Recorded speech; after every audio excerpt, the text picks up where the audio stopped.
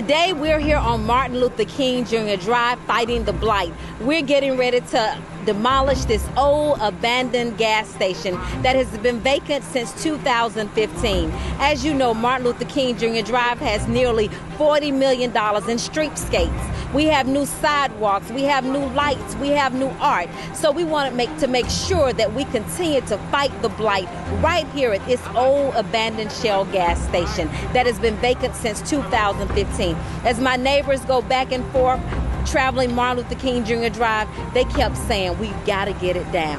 We've got to get it down. So I want to thank everyone that played a part, and especially Major Management Company, for coming out and stepping up in this community so that we can rebuild this gas station that will have brand new security cameras. And they have even agreed to hire young people from this very community where I was born and raised.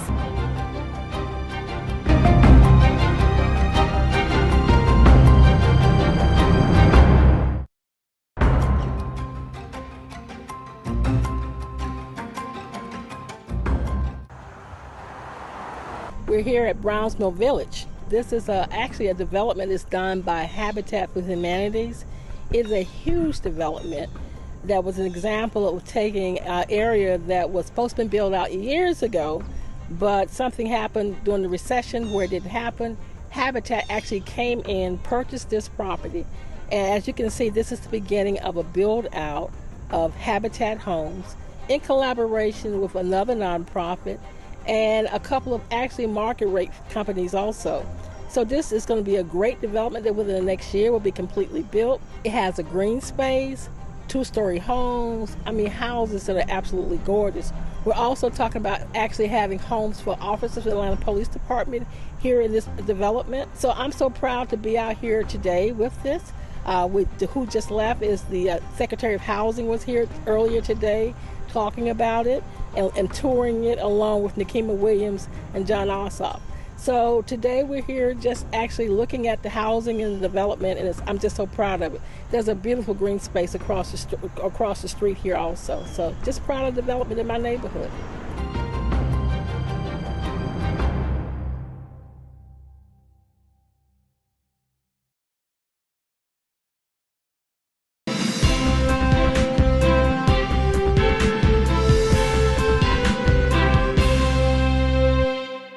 The Atlanta City Council approves legislation authorizing COVID-19 pandemic premium pay for City of Atlanta frontline and essential workers through June 30th, 2022.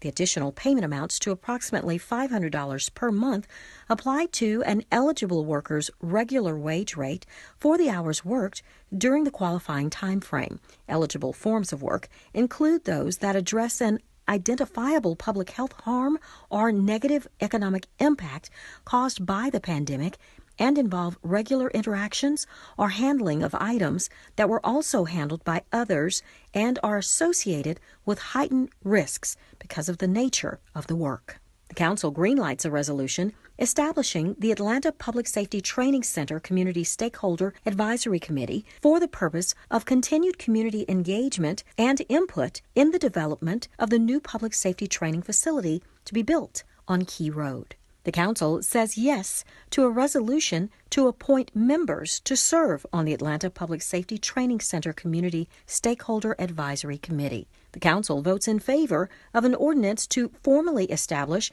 Atlanta's first fully staffed Mayor's Office of Equity, Diversity, and Inclusion. The office's purview will include such areas as youth and community engagement, LGBTQ+ affairs, public health, sustainability and resilience, and immigrant affairs. The Council approves an ordinance to establish the Mayor's Office of Violence Reduction.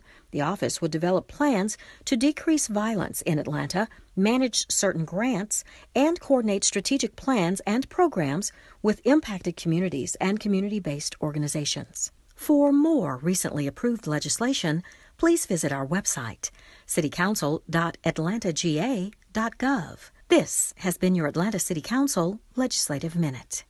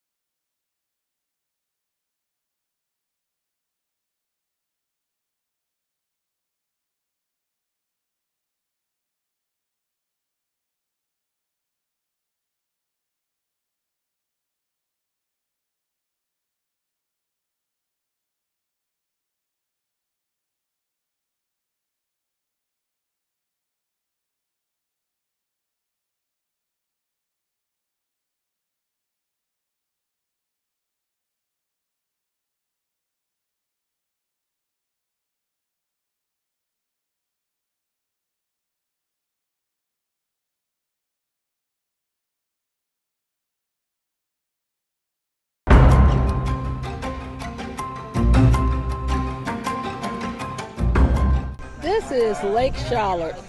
It has been here for years, and the city last year, we advocate to buy 211 acres of forest, tree forest. That is absolutely gorgeous. We've been taking a tour this morning. This is a sneak peek.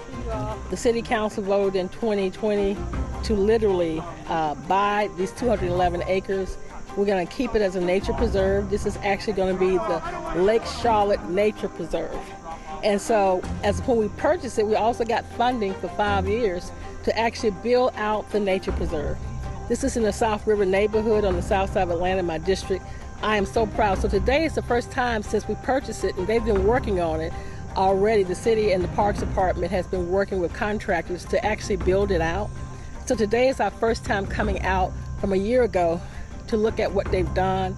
And again, this is just beginning. We have 5 years to redevelop all of this land. It goes from one end of the community to the other. I'm so proud to be here with my community residents, Park Pride, the Parks Department, so many different folks who've been involved with this project. And so I'm just proud to be here this morning.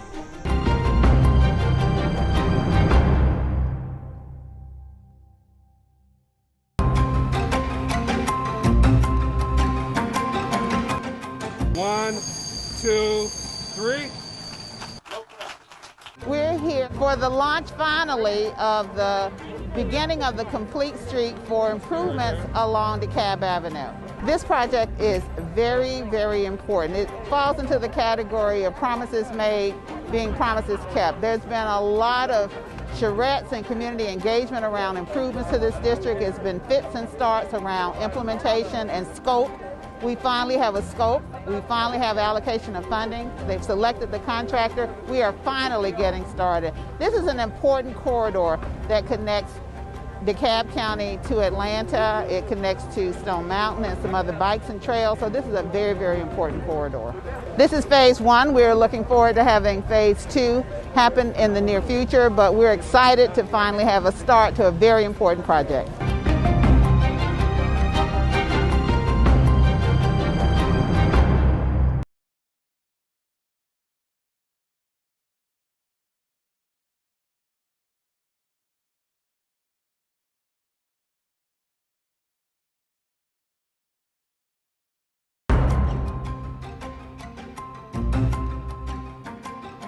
Even though it's overcast, this is an incredibly exciting day. Dekalb Ave has been a dangerous street on the east side of Atlanta for a long, long time. And I am super excited that we're breaking ground on phase one today, making this safer for the neighborhoods that touch it on both sides, for folks who ride MARTA or who cycle down on their way to or from downtown.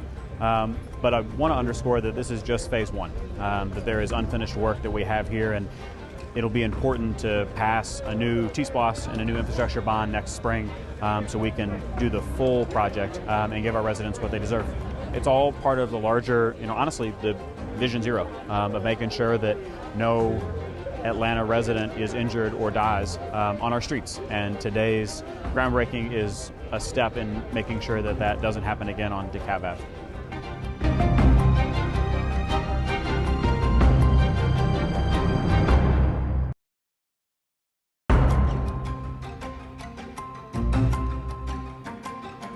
This is an exciting day to be able to come out here for this groundbreaking where we are breaking ground on the Dekalb Avenue safety improvements. This project has been in the making for quite a while, and I'm glad that the community gave their input in the beginning for us to even come to this place to get this project started. And then throughout the process, they have always advocated and been very patient. But now today, we're ready to get started on this project, and how exciting it's going to be to have people that motorists that are on this road, cyclists, wheelchairs, pedestrians, will be much safer on a better road that services everyone. This project specifically is about safety. A number of the projects are about creating beautification, making sure the roads are smooth. All that's important, but specifically this project is because we had this reversible lane that has been there for so long that individuals have sometimes had head-on collisions because they didn't know if it was supposed to be going east or west at this time of day.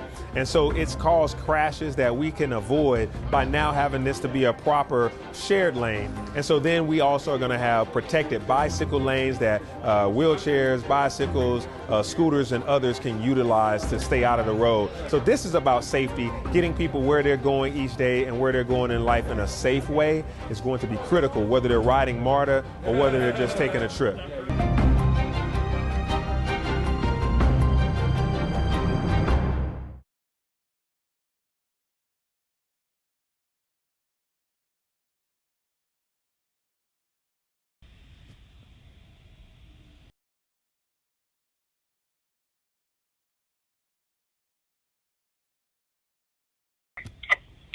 All right, it looks like it is 1:30, so we're going to go ahead and kick things off.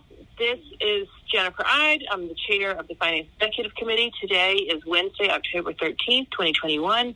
It's 1:30 p.m., and this is our regularly scheduled Finance Executive Committee meeting. I'm going to call the meeting to order, and I have been told that we have with us today council members Madeline Archibald, Joyce Shepard, J.P. Maxikite, Matt Westmoreland, Howard Shook, and Andre Dickens. So that is the full committee. Thank you, everyone, for being here today. We have a quorum, so we're going to get going. And Ms. Kempson-Wright, will you please read the remote meeting statement? Yes, Madam Chair. This Finance Executive Committee meeting is being conducted remotely as advertised and as in accordance with the official code of Georgia 14.1. The meeting will be conducted in conformance with Robert's Rules of Order and the Rules of Council as authorized by the City Code. The public may access the meeting by the following conference bridge: toll-free access 404-902-5066, conference ID 151945, which was noted on the Friday, October 8th public meeting notice. The public may also view the meeting on Channel 26 at citycouncilatlanta.ga.gov or the Council's YouTube, Facebook, and Twitter pages via @ATL Council. All presentations are available on the Atlanta City Council Finance Executive Committee presentation page. The agenda was published and made available on Friday, October 9th via atlantacitygA.iq2.com. Public comment was accepted between the hours of 4 p.m. and 7 p.m. on yesterday, Tuesday, October 12th. All persons present on the presentation conference bridge are requested to mute your phones and speakers. Speakers must be acknowledged by the presiding officer prior to speaking. Each council member is requested to open your Outlook email, and minimize the screen to view amendments, substitutes, and informational documents which have been distributed earlier. Thank you all in advance for your cooperation. Thank you, Ms. Kempson-Wright. I don't believe we have any changes to the agenda, do we? No, we don't have any changes. Okay, then I will make a motion to adopt our agenda. Second. All right, let's open the vote on the... The vote is open.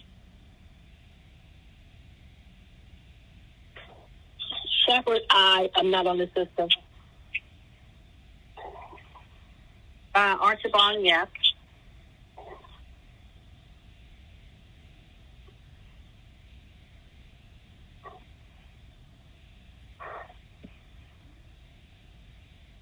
All right, that's 7 yeses, 0 no's. Our agenda has been adopted. I'll make a motion to approve our minutes from our last meeting. Second.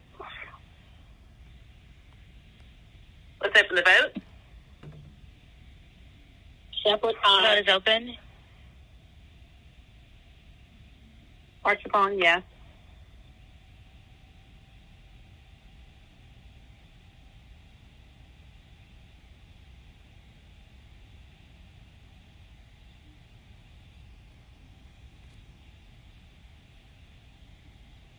All right, the minutes have been approved with 7 yeses, 0 no's. Do we have any public comment today?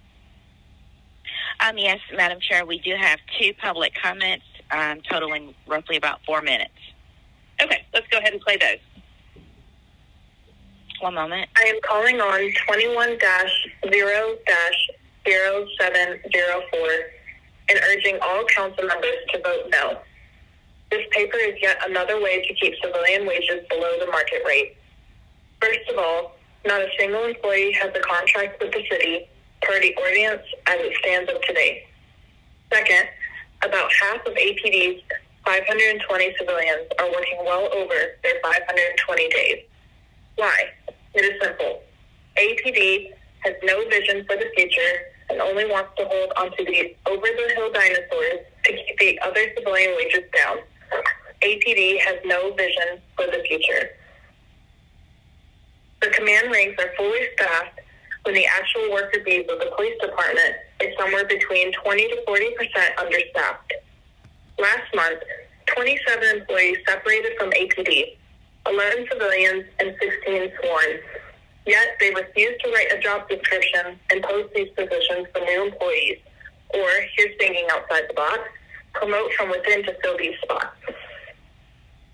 Better question, what is the succession plan around APD? Does anyone there have an idea on how to transfer knowledge? Civilians have not received an across-the-board raise since Reed's administration. I'm tired of hearing the lies about going department by department to address this. This administration has been an epic failure of public safety. This council does nothing but ramble about ideas the civilians within APD need you to step up, do your job, and quit passing the buck. Last thing, since the inception of the recapture program, there isn't a single success story of any knowledge being handed down to employees. These programs are a fraud. Greetings, committee members and staff, and special greetings to you citizens and voters who have tuned to this Finance and Executive Committee meeting.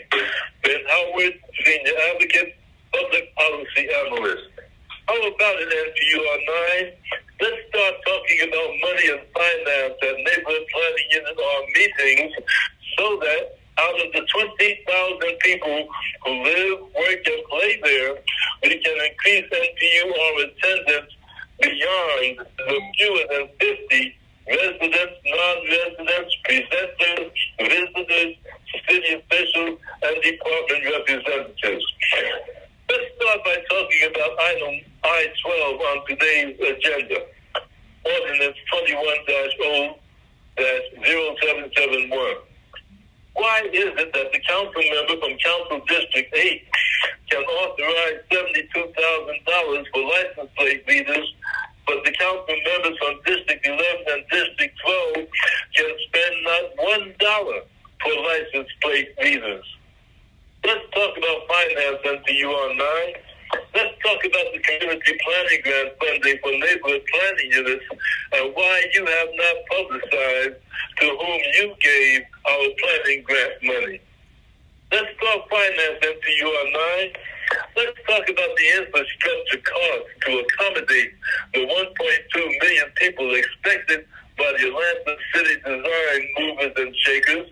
And let's talk about why you endorsed the accessory dwelling unit legislation, going against the chorus of other neighborhood planning units who are saying, in regards to that accessory dwelling unit legislation, wait a minute, not so fast. Let's talk a little longer about this accessory dwelling unit legislation. So, stop battling Ben Howard, Ron Secure, and Edith Latipo, NPUR 9, and get to work increasing citizen participation at NPUR meetings. Vice Chair Antonita Robinson, Paulus Clare, Ricardo Jacobs, Albert White, Annette L. Scott, Cheryl Brown, Agent X, Jerry Williams, and you NPUR 9 cohorts and supporters, let's talk finance. All right, That concludes public comment. Thank you, and thank you to the public for calling in. We have one presentation today, which is a quarterly update from the Department of Procurement. If procurement is ready, you can get started. Good afternoon, Chairperson Ide. Can you hear me? I sure can. Hello.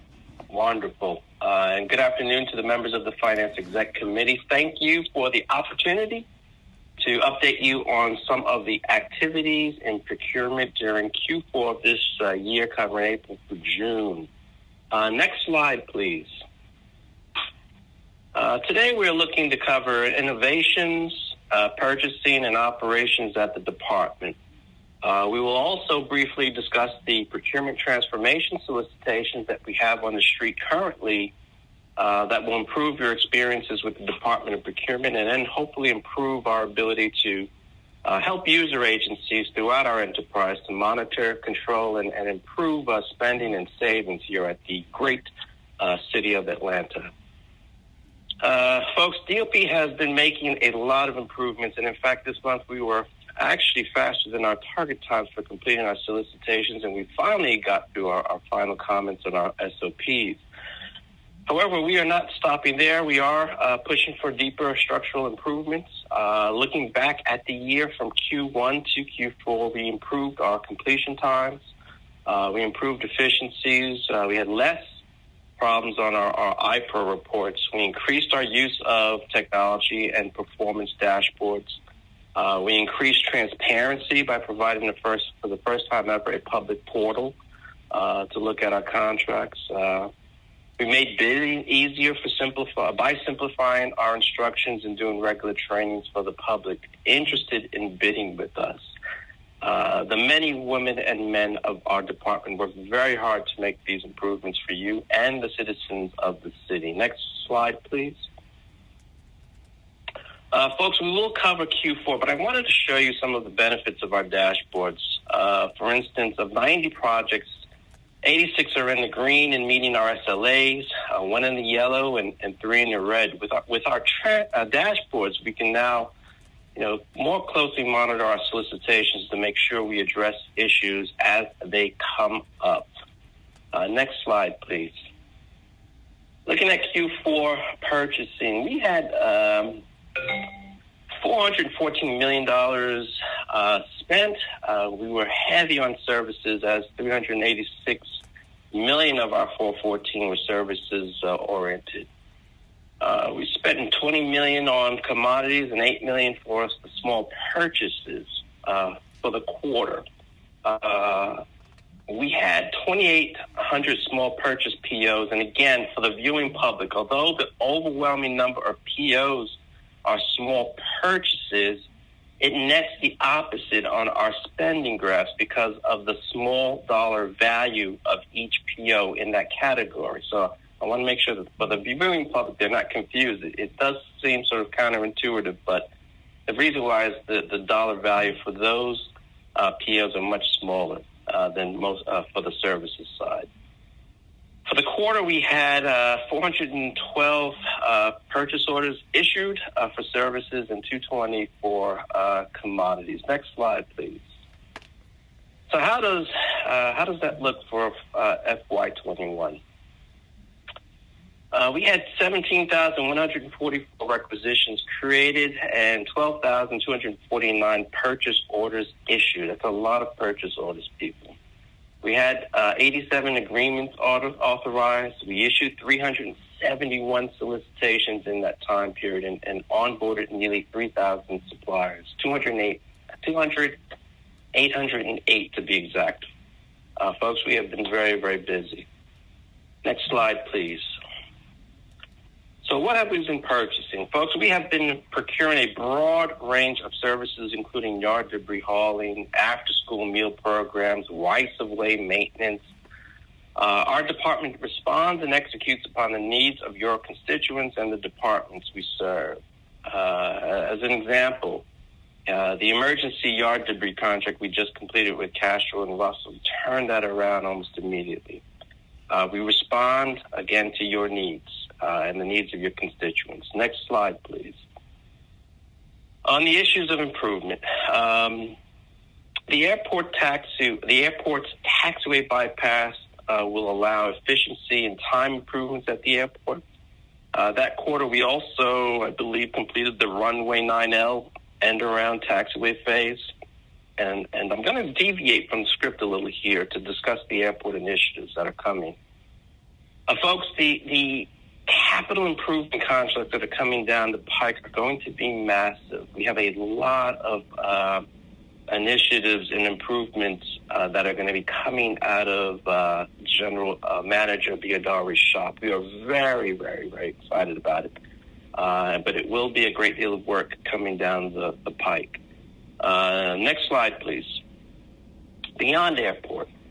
Our staffing heroes have very effectively been processing our COVID-related goods and services. And surrounding cities, unfortunately, were in the news with some of their challenges that they faced in meeting regulatory issues and processing, but not at the city of Atlanta. And I have to say a very special thanks to our team members who work on the CRF and ARP fund demands, both for the services and commodity sides. We have had amazing partners with LaShondra Burks and her team, and Jerry Deloche and his team in finance, and of course COO King. Procuring, processing, and accounting for millions of dollars of pandemic relief efforts is not an easy thing, people. It takes a toll and a great demand on operations.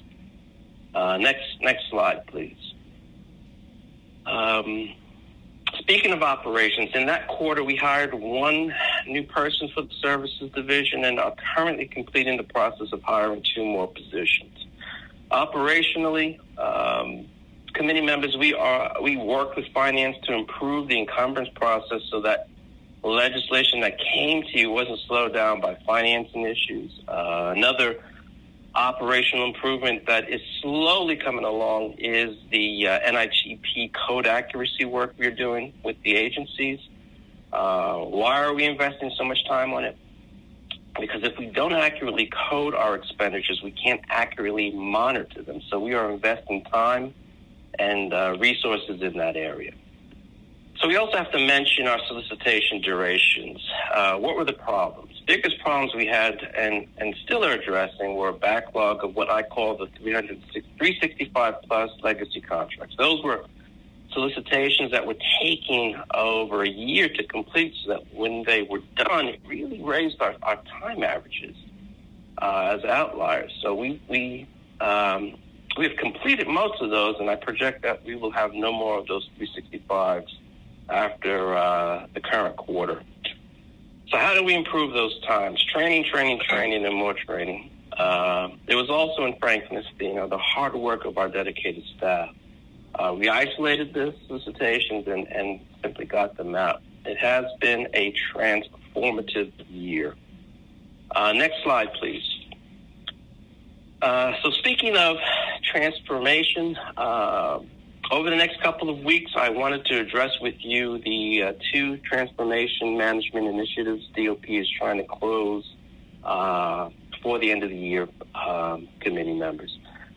Folks, you have likely been contacted by our staff to see if you have time on your calendars to discuss the upcoming changes in our department structure and the cost and spend analysis software that we will be acquiring to better analyze our spending and supplier performance metrics. Next slide, please.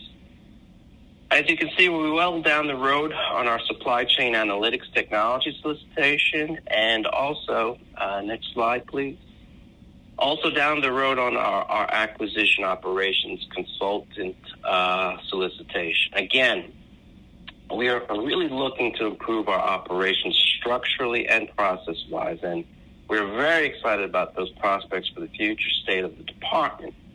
But I would greatly appreciate your input, hence why we are trying to meet with the committee members. We are a service-oriented department, and we want to get as much intel from you so that hopefully we will set those meetings up soon. I thank you for allowing us to serve, and I hope we were able to provide some insights on Q4 activities. I am available for any questions, Chairperson Ide. Thank you so much, Mr. Clark. I believe Mr. Shook has a question. Sure. Yes, CPO Clark. What can council do to help you make your department more efficient than it is? Sure. I appreciate that question, Councilman Shook. Next year, in the next year's budget, clearly, one of the things that you've noticed that I'm doing is I'm giving you a warning that the capital improvement projects and initiatives that you're going to find from airport and watershed are going to place more demands on every department, including mine. Over the last year, we have very organically and very intentionally improved our operations. But when we are very, very proud of where we're at currently. But then when you add on, potentially double or thereabout the number of contracts coming down, that there will probably be, Councilman Shook, greater demand. And for us to keep meeting our metrics, we will probably be asking, for assistance in the staffing demands related to that. And we also would love to get intel and input on some of the plans that we have for our transformational cost and spend analysis. You as council people, you have the connections to the constituents. You know what their needs are, when their needs are required, et cetera. So all of that intel helps us in our operations. So I greatly appreciate that question. Okay. So you're understaffed, correct? No, we're good at staffing now, but again, in trying to forecast the future and looking at the upcoming initiatives, we predict we will need in next year increased staffing. Well, okay. I mean, how do we get the gestation time from kind of beginning to end down to a reasonable period? I mean, you must have a staffing problem now, don't you? No, and this is the beauty of why we invested in both organics, Councilman Shook, and in software and dashboards. So training in the beginning when we came on board, we increased training in the department. We had disparate opinions coming out and advice coming out of the department from different departments within DOP, and so we made sure everybody was on in the same board. Hence, why we invested so heavily in our current standard operating procedure, Councilman, so that everybody was on literally the same book and the same device. So that created some efficiencies. The other thing is, again, our smart dashboard system allowed us to take a look along the procurement process to see where we were getting our slowdowns. And you would not believe the net benefits that gave us in trying to cut our times, because we could see where the red lights were. So that helped us. Again, this year, as I mentioned in the beginning of my of our report, was that we really increased the use of our technology to try to increase our performance metrics. And just the process of monitoring Councilman really helped us. So again, we made amazing strides over the last year, which we are very, very proud of. But again, there's always room for improvement, and I also want to just again provide the sensitivity that we are going to probably be very, very busy next year, which we want to make sure we don't have any lapse in our service levels. Okay. Well, I'll conclude with this, and I'm going to go out on a limb and speak for the committee here, but we want to help you. We want DOP to be as efficient as possible. Please do not hesitate to send us a succinct, prioritized list of things legislatively that we can do to help you telescope this process. Thank you, and thank you, Madam Chair. Many thanks. Thank you, Mr. Shook. Any other questions for procurement? All right, hearing none. Thank you again, Mr. Clark, and we'll hear from you next quarter, if not before. Ms. Kempson-Wright, let's turn to our ordinances for first read, which I think that there might only be just one. I believe it's a total of 7. Oh, okay. If you wouldn't mind reading those, I would appreciate it. Okay. Item number 1 is 21-00789, an ordinance by Finance Executive Committee to amend Chapter 114, Personnel, Article 4, Classification Plan of the Code of Ordinances, City of Atlanta, Georgia, so as to provide for certain position abolishments creations, reclassifications, class creations, above entry authorizations, employee position transfers, position funding allocations, and other personnel actions in line with the FY 2022 budget. Item number 2 is 21-00790. It's an ordinance authorizing the mayor or her designee to enter into Amendment number 2, City of Atlanta Wellness Center with FC 9725, HealthStat Incorporated, and FC 9275, Kaiser Foundation Health Plan of Georgia Incorporated, to extend the term of the agreement on a month-to-month basis for a period up to 9 months effective October 29, 2021 through July 28, 2022 on behalf of the Department of Human Resources at an amount not to exceed $704,011.83 in accordance with Section 21163 of the Code of Ordinances. All contract work will be charged and paid from the items, the account numbers listed. Item number 3 is 21-00791. It's an ordinance authorizing the Chief Financial Officer to amend the fiscal year 2021 intergovernmental grant fund budget on behalf of the Mayor's Office of Cultural Affairs in an amount not to exceed $25,000.00 to anticipate and appropriate grant funds from the National Endowment for the Arts through its Grants for Arts Projects program to the Intergovernmental Grant Fund, and authorizing the mayor to enter into an agreement for the National Endowment for the Arts Grants Project to fund the 2021 Elevate Atlanta Public Art Festival, which requires matching funds in an amount of $25,000. All contracted work to be charged and paid from the account numbers listed. Item number 4 is 21-00792. It's an ordinance authorizing the Chief Financial Officer to write off Department of Aviation accounts receivable in the amount of $132,251.90, where it has been determined that such accounts are uncollectible. Item number 5 is 21-00793. It's an ordinance amending the FY 2022 budget, the Department of Executive Offices, by adding to anticipations and appropriations in the amount of $40,000.00 through September 30, 2022, for the criminal justice coordinating council and waiving the requirements to Article 9, Section 1, Section 2, 10 of the City of Atlanta Code of Ordinances entitled Grant Applications and Grant Mayor's Actions and applying for accepting, and entering into agreements in connection with said grant. Item number 6 is 21-00794.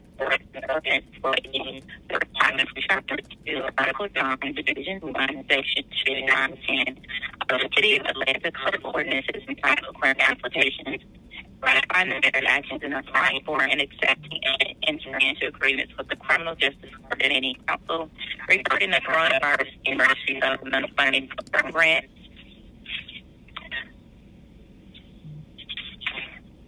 And for the purpose and matter for their own 6 first weeks as the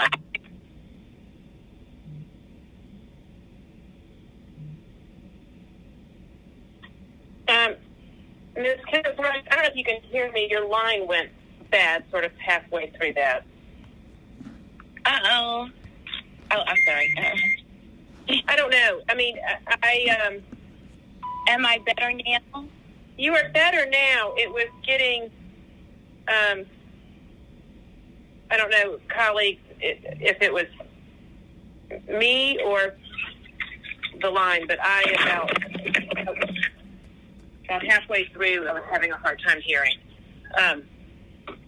Okay, I just removed the headphones that I have. They may have been dying. Yeah, they may have gotten a little wonky. I don't know if, like, Mr. Shook, were you able to hear? I don't know if it was how bad it was. I heard it perfectly. I heard it perfectly. Thank you. Okay. All right. Well, if we all feel like we could hear that well enough on the first read, we can move forward. So let's see. That is going to take us to item number 7. Is that right, Ms. Kempson, right? Yes, that's correct. Okay.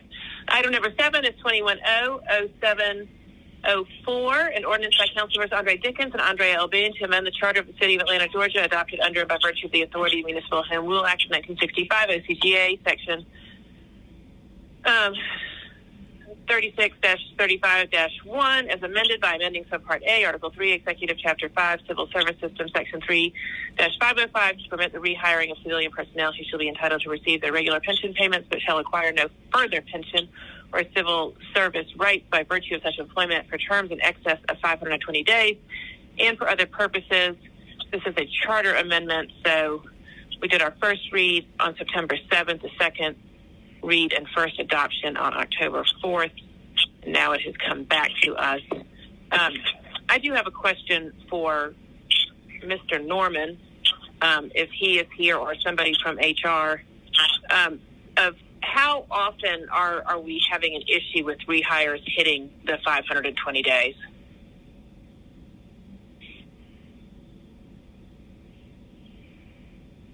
Good afternoon, Chairwoman Hyde. This is Jeffrey Norman, Commissioner with the Human Resources Department. Can you hear me? Yes. And so the city currently has an active population of approximately 88 retirees who have been reengaged under the provisions of Charter Section 3-505. And of those 88, 82 of those are currently supporting public safety in a mixture of sworn and civilian roles. So we will have approximately 6 retirees who are supporting the city in a non-public safety services under the 520-day limitation. The majority of those individuals, based on my review of the data, do seem to, with a high percentage, fulfill that 520-day limitation. I just want to make sure I understand. You believe that a high percentage of them would hit the 520 days? That is correct. Okay. All right. Does somebody have a motion, unless anybody else has questions for Mr. Norman? Oh, Chef with a question. Okay. Yeah, is there evidence of a systemic problem within APD regarding these rehires? And so what we have recognized is that we do understand, two specific things as we take a look at the 520-day provision.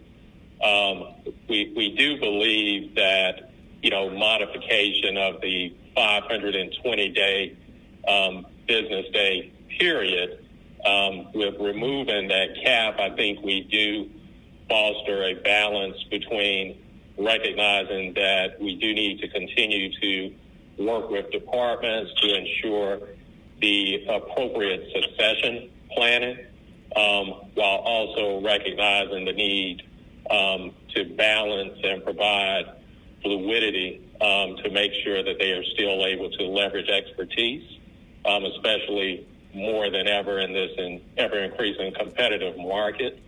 But with that being said, that is why, as part of the legislation, we have recommended that there still be the requirement that for any successive 520-day period, that those retirees would need to be reevaluated at the expiration of the initial engagement, and the criteria for the reengagement still would need to be applicable at that point in time. And of course, all of those rehires for any subsequent 520 business day periods would still be subject to reauthorization by City Council. All right, and how many of these people hit 30 years? And so I think that when I look at the majority of these folks, the majority of these folks, especially since the majority of public safety, all of those tend to be folks who have completed and have retired at normal retirement age. So these are folks who have gone through their full career and retired in line with eligibility under the city's pension plan. Well, okay. Thank you for that. Here's my comment. And I've had issues with this with watershed management, and I've expressed them as I'll express myself now. If you have an employee who's at 30 years, I will show you an employee who's not going to serve for another 30 years. So APD needs to get on it and understand several years in advance who's coming up and what the plan is. Thank you.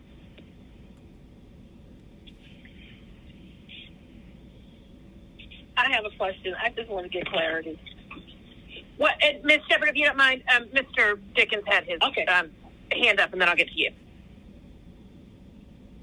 Yeah, thank you, Chair. I don't know, Mr. Norman, if you were listening to the public commenter that suggested that this sort of recapture program isn't working as well as we like. You know, that individuals have hit their 30 years, but they're not really coming back and performing, or that we don't have a succession plan, similar to what Mr. Shook was mentioning. How does the HR function in your department correspond to the sergeant that's doing the recruitment and HR function in the APD? What's the layers of leadership in terms of recruitment efforts and projections? Man, at this point, we're so down on officers. I mean, you may not even have to do projections. You just aggressively recruit lateral hires from other departments, et cetera. But let's talk about this comprehensively for a second. Sure. And thank you for your question, Councilmember Dickens.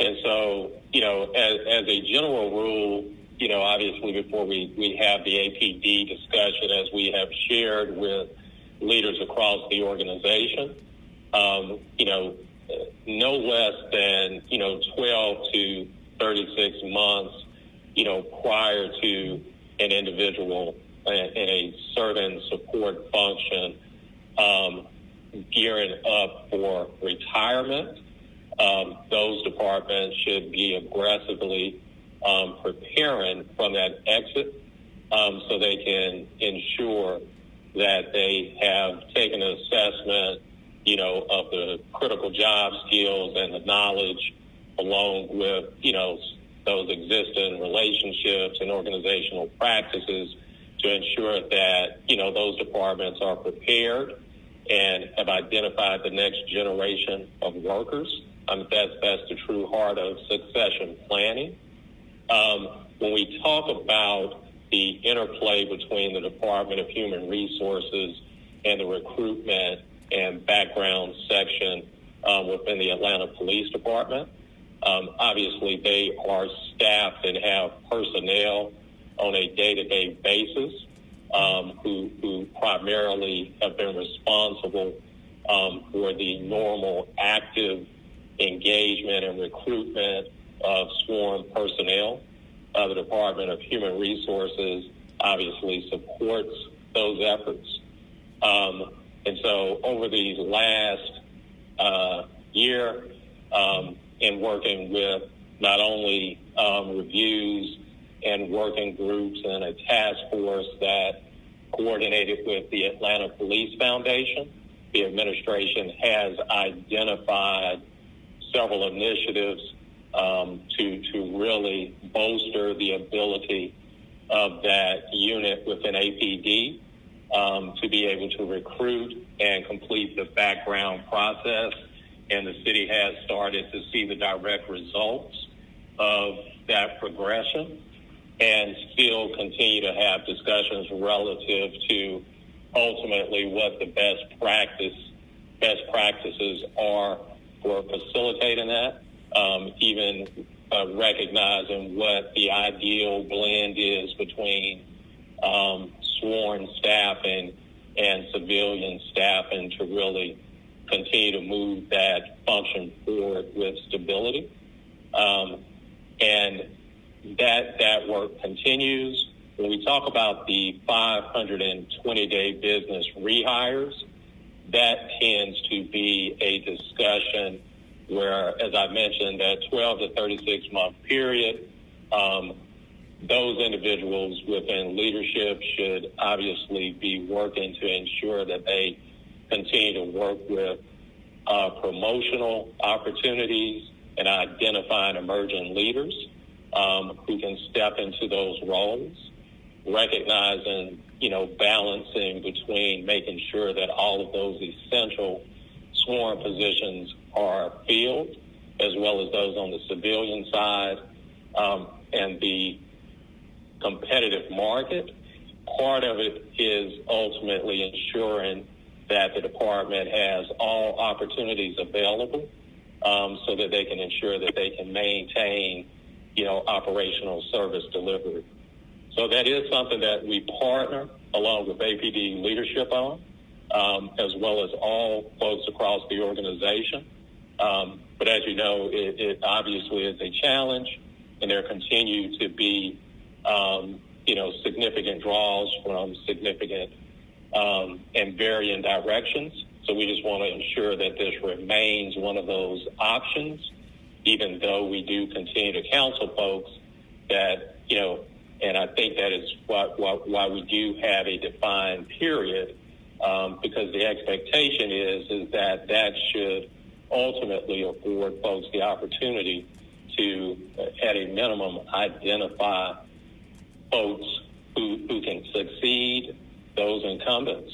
But we just want to make sure this is still one of those viable options, especially as we continue to make sure that, APD is able to focus on those crime-fighting efforts and really make sure they align their personnel appropriately. So what I'm hearing you say is this is not we're not leaning heavily into this,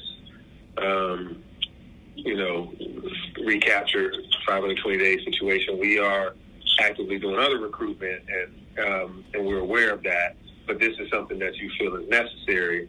But we're really applying ourselves in the other direction. And you said all departments should be looking 12 to 36 months out. But I would say that the police department has the highest amount of time it takes to train and recruit. So you got 26 weeks. So nowhere we should be looking much, you take the 12 months totally off the table for APD, right? So this should be automatically, we should be talking about the program looking out 24 to 36 months. That may be a possibility that you could do in Parks and Rec or DPW, but you can't really do that for a department that already innately has a half a year baked in.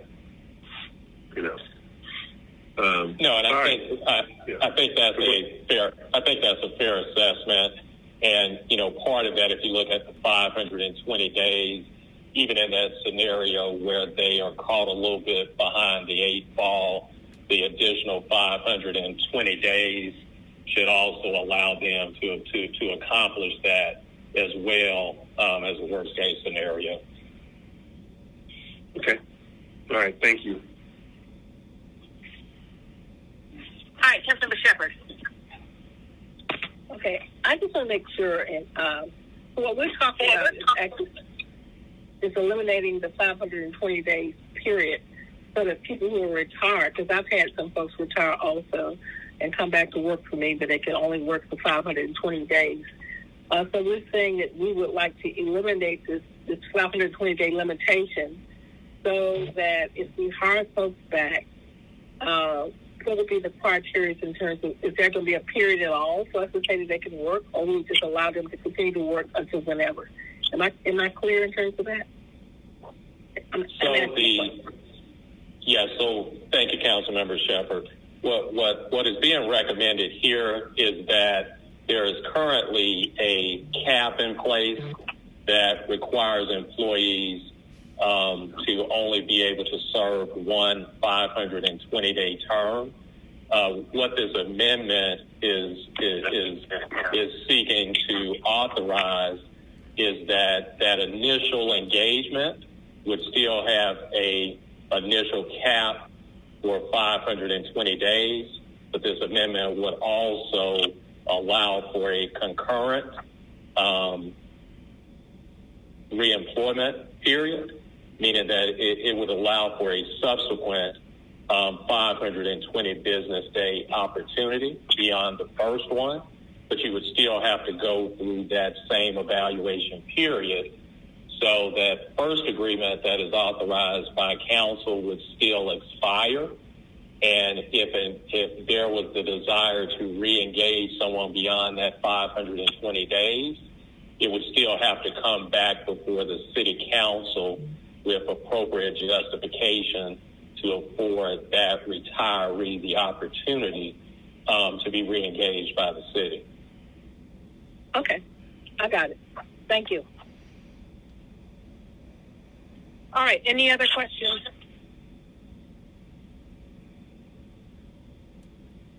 All right, does anybody have a motion?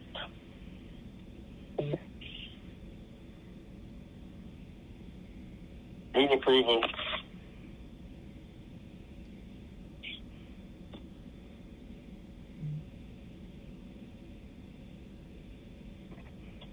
Is there a second?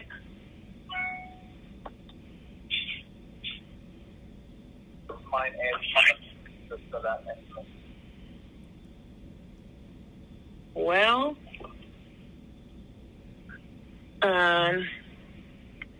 Well, why don't I do this? A motion to hold. Sounds like we need some more information. yeah, it sounds like we're not going to have I did not hear anybody jumping to second your motion. So you want to change it to a motion to hold?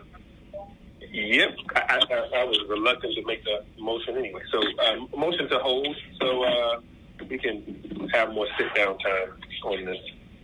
Okay. Second. All right, let's open the vote on the motion to hold.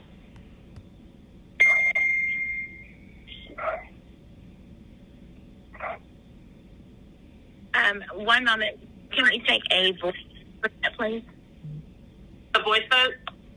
Yes. Yes. Mr. Shook?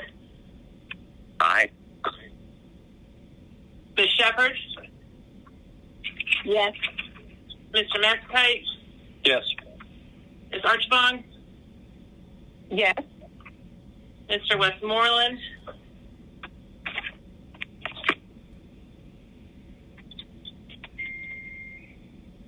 All right, I don't know where Westmoreland is. I is a yes. And did I forget somebody? No. 6 0 nays. This item is held. Okay. I think Mr. Westmoreland is trying to get back on. Okay. All right. Let's move then to item number 8, except, let me see if my will progress. Okay, item number 8 is 21-0756, an ordinance by Finance Executive Committee waiving the competitive source selection requirements contained in Section 2-1187 of Article 10 of the Procurement and Real Estate Code of the City of Atlanta Code of Ordinances, authorizing the CFO on behalf of the Department of Human Resources to pay all outstanding invoices to Mythics for Oracle Cloud Services TBE performance in an amount not to exceed $106,029. All invoices to be charged to and paid from the fund, department, organization, and account numbers listed herein, and for other purposes. I know we dealt with this Mythics thing a while ago. If Mr. CFO, can you explain why we are having to pay these, which seem to be paying them not under a current contract?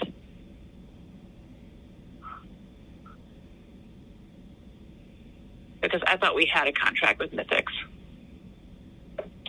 Or Procurement. So it doesn't matter to me who answers.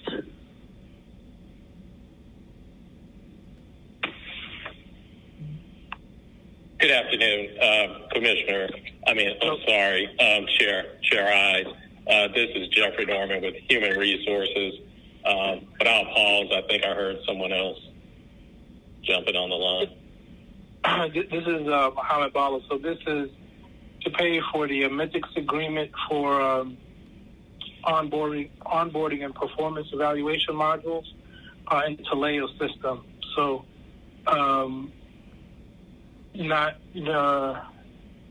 necessarily sure where we're at with an agreement perspective, but I know that this is to pay past due invoices for that work. Yeah, sometime in the past 12 months, we did a special procurement from Mythics, if my memory serves me right. So I don't know if this, that special didn't cover this, but I remember it was before you took over as CFO, but we had a Mythics contract in front of us that was done as a special that sort of, there was some discussion about why we were doing that when there were so many Oracle. There were different ways many people who you could license Oracle from. I don't know if Mr. Clark, you recall that? You can tell us what happened here?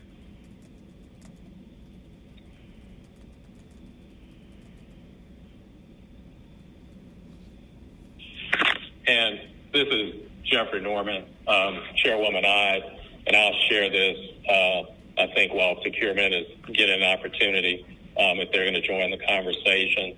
My understanding is that this is a separate agreement that was directly related to the Taleo system, which is utilized to track candidate data, such as those applications and profiles, eligibility lists, and job descriptions.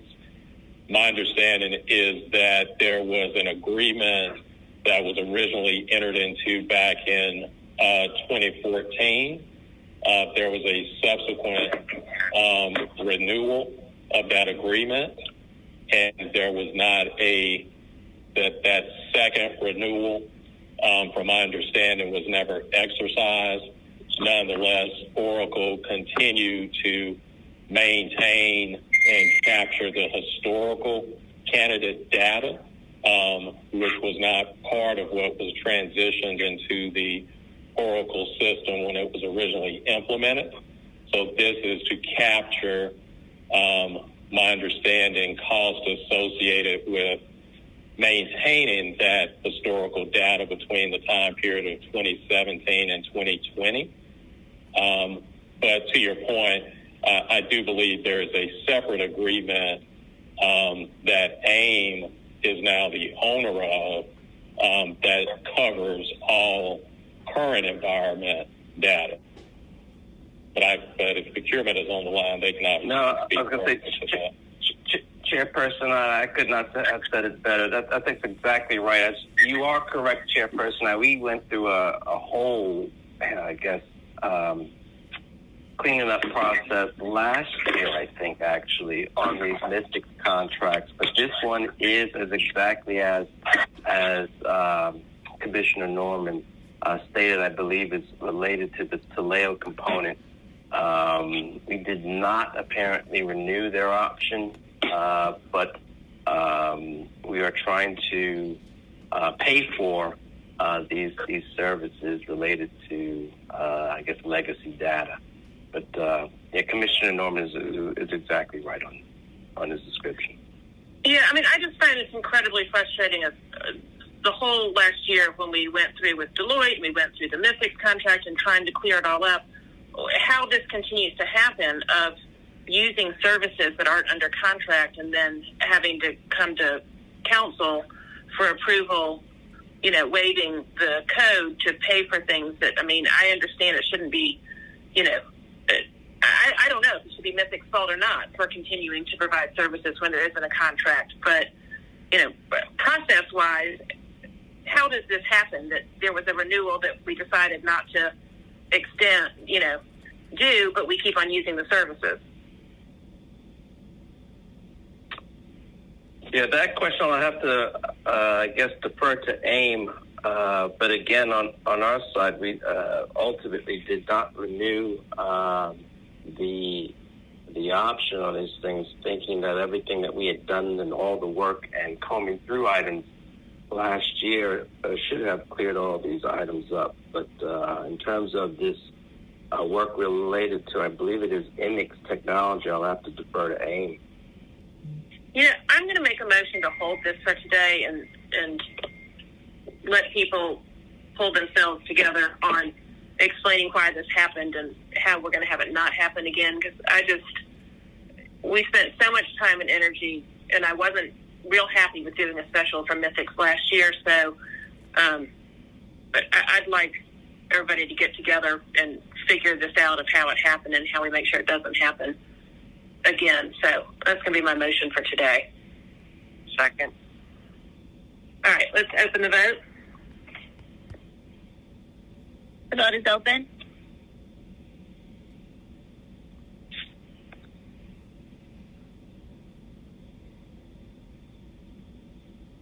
Shepherd, aye.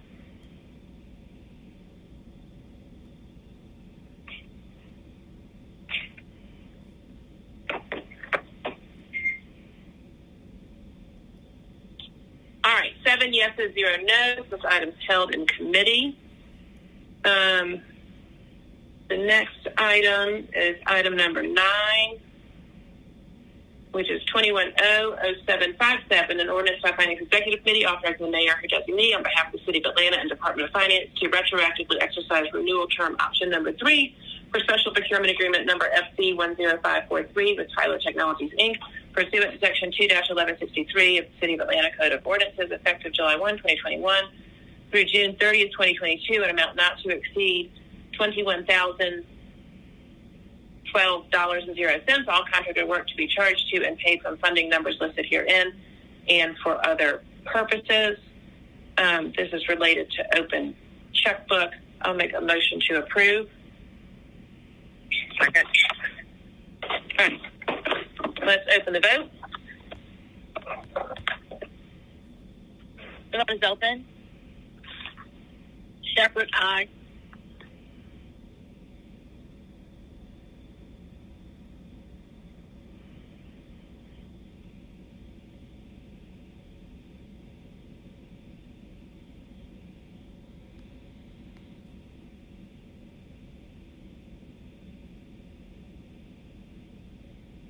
Let's see. That is favorable, 7 yeses, 0 no's.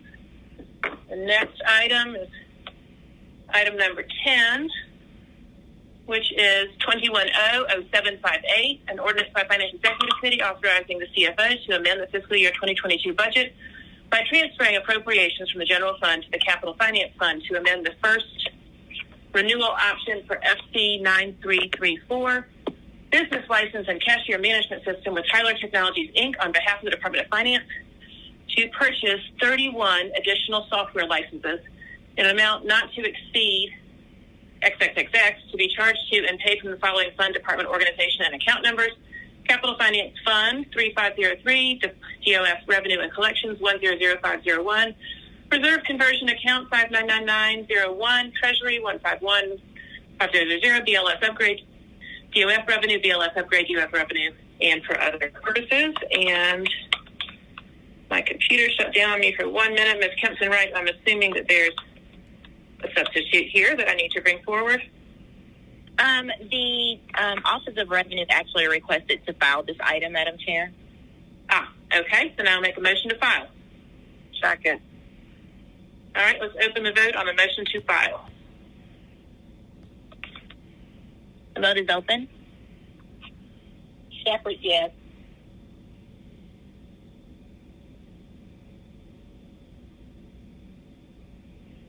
The vote is closed. 7 yeas, 0 nays. This item has been filed. Thank you. All right, so then that takes us to number 11, where we are going to have a substitute. It is 21-0759.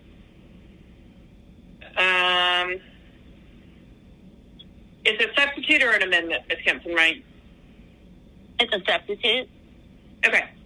I'll make a motion to bring forward the substitute, and then I'll read the caption in. Second. All right, let's open the vote. I'm bringing forward the substitute. The vote is open. Shepherd, aye.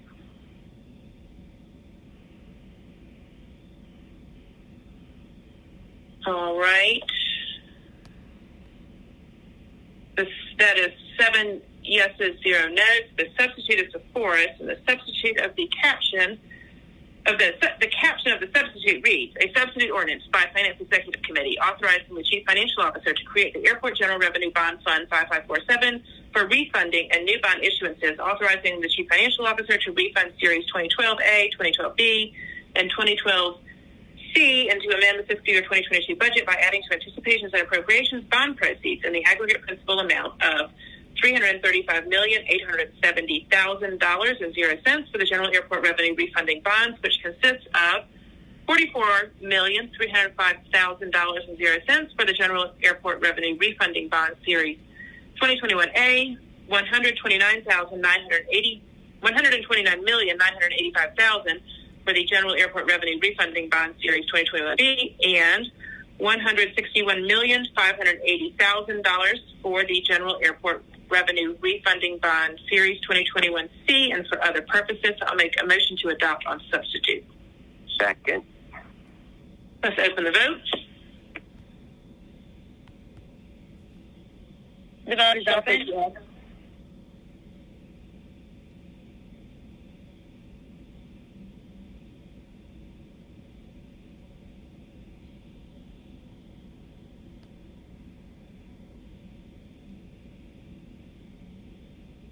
This item is favorable on substitute with 7 yeses and 0 noes. I am going to take 12 and 13 together. 12 is 21-00771, an ordinance by Councilor Justin R. Hillis authorizing donation amount not to exceed $72,000.00 from the District 9 carry-forward account to the Atlanta Police Foundation to assist with the funding of license plate readers and surveillance cameras to be installed in Council District 9 and for other purposes. And 13 is 21-00773, an ordinance by Councilmember Matt Westmoreland, J.P. Mascott, and Howard Shook, authorizing a donation in an amount not to exceed $40,000.00 from the Post 2 at-large carry-forward account, the District 8 carry-forward account, and the District 7 carry-forward account to Peachtree Road United Methodist Church in support of a new literacy initiative at the F.L. Stanton Elementary School and for other purposes. Make a motion to approve items 12 and 13. Mr. Shook seconded, so let's open the vote. The vote is open.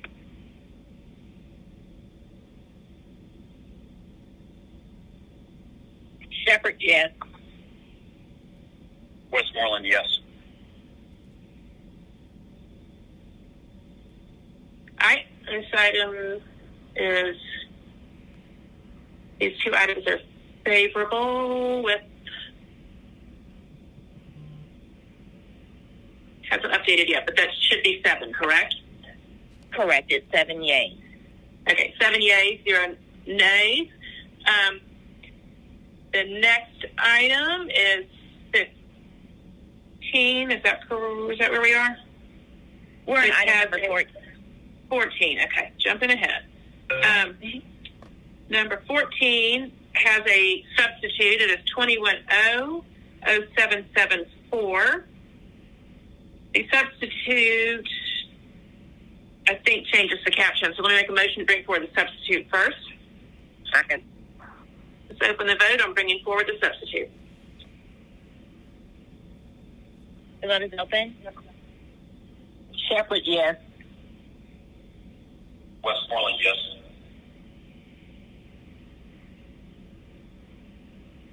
The vote is closed. 7 yeas, 0 nays. The substitute is before you. Thank you. So the substitute reads, an ordinance by Councilmember Carlos Smith, as substituted by Finance Executive Committee, authorizing the transfer of $60,000 from the Council District 1 carry-forward account to the Council District 1 salaries, perm, part-time account in the amount of $50,000.00 and the District 1 distribution account in the amount of $10,000.00, authorizing the transfer of $40,000.00 from the Council District 5 carry-forward account to the Council District 5 expense account, authorizing the transfer of $5,000.00 from the Post 3 at-large carry-forward account to the Post 3 at-large expense account, and for other purposes. Make a motion to adopt. Second. All right, let's open the vote. The vote is open. Shepherd, yes.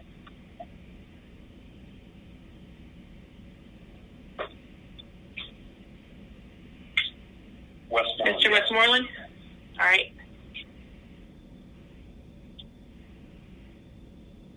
The vote is closed. All right, this item tabled on substitute. 7 yeses, 0 noes.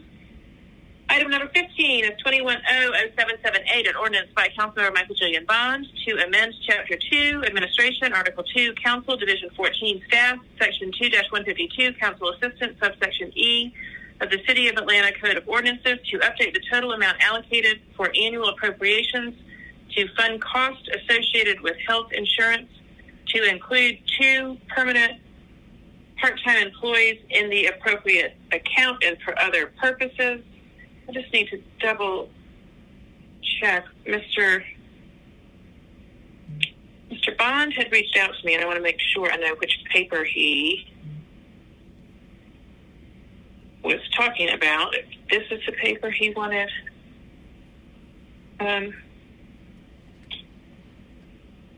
Let's see. I don't know, Mr. Norman or Mr. Bala, have you spoken to Mr. Bond about this? I believe I think he asked me to keep something on held, but I think those are his ones that are already on held. As far as you know, is this ready to be discussed? Yeah, this can be discussed. As far as I know. This is Mr. Ball. Can you hear me? I can hear you, yes. Okay, yes. Yeah, as far as I know, this could be discussed. So this is essentially changing the code to allow council members to have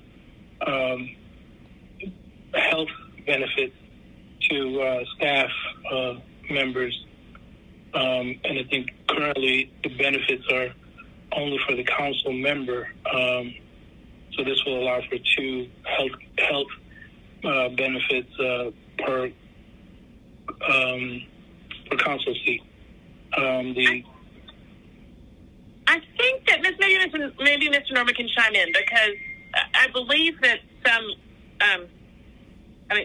we already can cover some staff, but... Correct. Yeah, can you hear me? Yeah. Thank you, Chairwoman. And so I think that the part that I think this was to be held in committee. I think a portion of the legislation did ask that there be a financial impact analysis conducted and shared with the committee on October the 27th. And so our intention was to make sure that we had that financial impact analysis done in coordination with finance and be prepared to present that to the committee on October 27th, as indicated in the legislation. That was included as part of that legislation by Mr. Bond. Okay. Then I will make a motion to hold on that. I should have clarified with him when he said he'd like his papers held, which ones it was. Okay. So shook with a second, but I do have a clarifying question. Don't council members now have the ability to offer 3 staffers with those benefits? They're already... I was going to say, what I'm hearing from law is that this was done partly to clarify that, yes. So, Mr. Shook, I think now the council member and 2 full-time staff can get benefits, but I think this is to clarify, do additional or part-time council staff get benefits. Okay, well, I've seconded the motion to hold, and I'll await further input. Thank you. Okay, I think we're probably all interested in this, but I would like to, if you're working on the financial impact, then let's hear that. Okay, we will have that next committee meeting. Okay, thank you. Let's open the vote on the motion to hold. The vote is open. Shepherd, yes.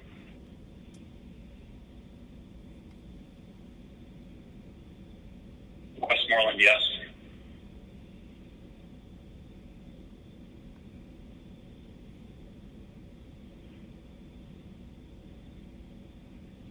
The vote is closed. All right, this will remain held in committee, and hopefully we can move it in 2 weeks. 7 yeses, 0 nos. That takes us to our resolutions. First item in Section J is 1621R 4064, a resolution by council members Matt Westmoreland, Carlos Smith, Joyce M. Shepard, Marcy Collier Overstreet, Jennifer Ide, Andre L. Boone, Michael Julian Bond, Dustin R. Hillis, Andre Dickens, Madeline Marchbong, Antonio Brown, and Amir Faroki, requesting that the Commissioner of Human Resources and the Chief Financial Officer conduct a feasibility study regarding increasing the minimum wage of all full-time city employees to a, quote, housing wage to ensure their right to live in the city they serve and for other purposes. Mr. Westmoreland, you good to go on this one? Yeah, I'll speak to it briefly and then make a motion to approve. First off, I appreciate all the colleagues who signed on to this resolution to kind of continue a conversation that, frankly, we sort of started 2 weeks ago with the premium pay for our workers. I think there's a broader conversation here, especially given the high vacancy rates that we have around taking a look at our minimum wage and recognizing that you can't live anywhere in the city of Atlanta in a 2-bedroom apartment for what we currently pay our employees as our minimum wage. And so look forward to the Chief Human Resources Officer and the Chief Financial Officer coming back to us at our last meeting of the calendar year with some data and analysis so that we can kind of further that conversation moving into 2021. So I'll make a motion to approve. All right, I'll second. Open the vote. Shepard, yes. Shepard has been knocked off the system, votes aye.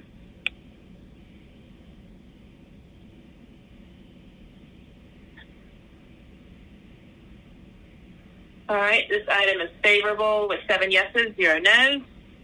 Next item, number 17, is 21R 4112, a resolution by Finance Executive Committee amending 21R 3499, which authorized the mayor or designee to enter into a cooperative agreement CPS 1210271 with Sterling Info System for pre-employment background screening services utilizing Region 4 Education Center Contract R-191303 to add agreement dates on behalf of the Department of Human Resources in an amount not to exceed $340,370.00. All contracted work shall be charged to and paid from accounts listed and for other purposes.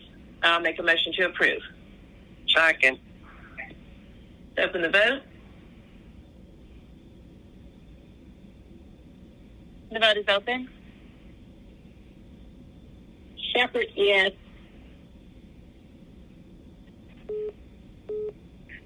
Can we pause for 1 minute? And I just have a question for law.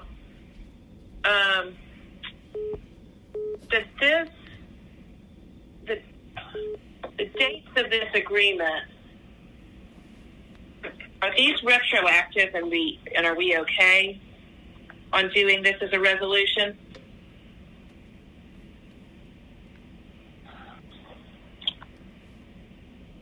I'm so sorry, Council Chair.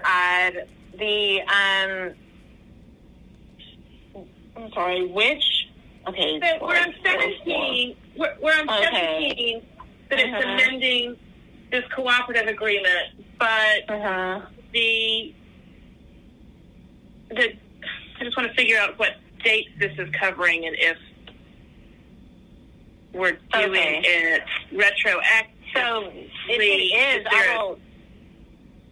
I'm gonna go ahead and pull the whole ordinance. I mean, the whole resolution here. But you're absolutely correct that if the intention is for the date to be retroactive, effective date of this cooperative agreement to be retroactive, then it would have to be an ordinance. Yeah, when you get to the look at the second be it resolved clause. It says, be it resolved, be it further resolved, the term of the agreement shall be for 3 years with 2 one-year renewal options beginning January 1, 2021 to October 21, 2024. Does that make a problem? Yeah. Yeah. Okay. Yes. If the amendment, if there's an intention that this is retroactive, then it should be an ordinance in order to essentially properly ratify the acceptance of the services from January 1 through the present, or through the passage of the legislation and the payment for any such services. It doesn't mean that you're waiving the code per se, because it seems as though the availability to enter into this agreement is authorized currently by the Procurement Code, but the retroactivity requires the ratification. Okay. Well, it sounds then like that's what we need to do, and sorry to push that back on human resources, but I think if you can come back to us with an ordinance, then we're going to have to fix this issue, I think. So procurement and HR, I don't want to make a motion to approve. Then I'm happy to either make a motion to hold while it's fixed, or file and come back. But maybe a motion to hold is the better. Maybe that's the preference. I don't know, Mr. Clark or Mr. Norman, if you have a preference on that.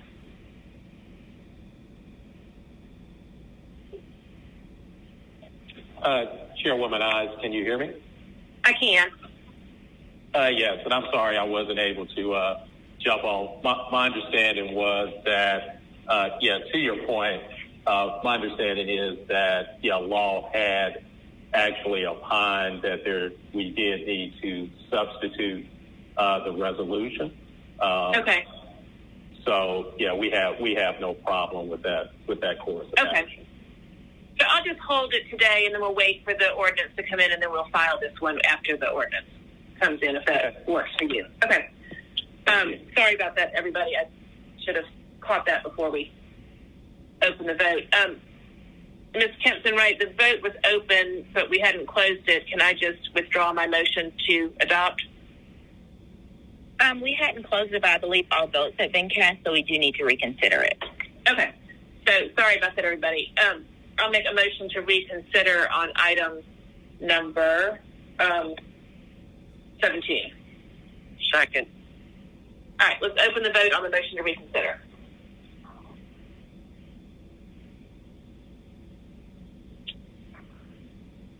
The vote is open.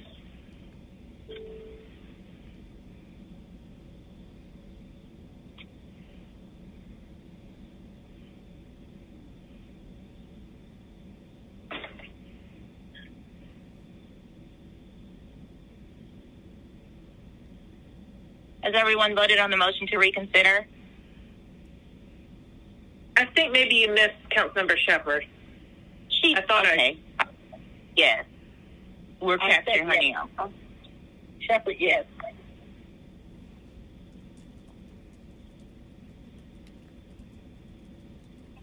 All right, motion to reconsider with 7 yeses, 0 no's. I'm going to make a motion to hold so that an ordinance can be introduced next cycle.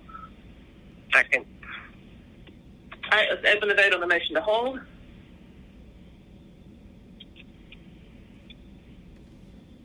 One moment.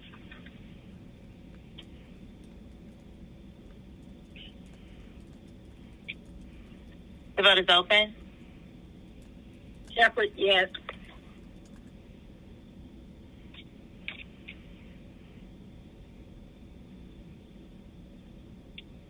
The vote is closed. All right, that's 7 yeses, 0 no's to hold. That brings us to 18, which we have a substitute for. It's 21R 4113. I'll make a motion to bring forward the substitute. Second.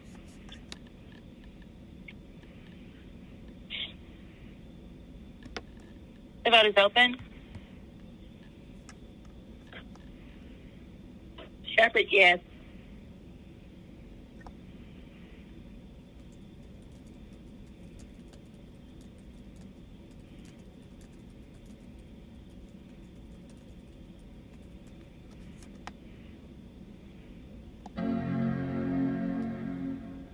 See, Councilmember Armstrong?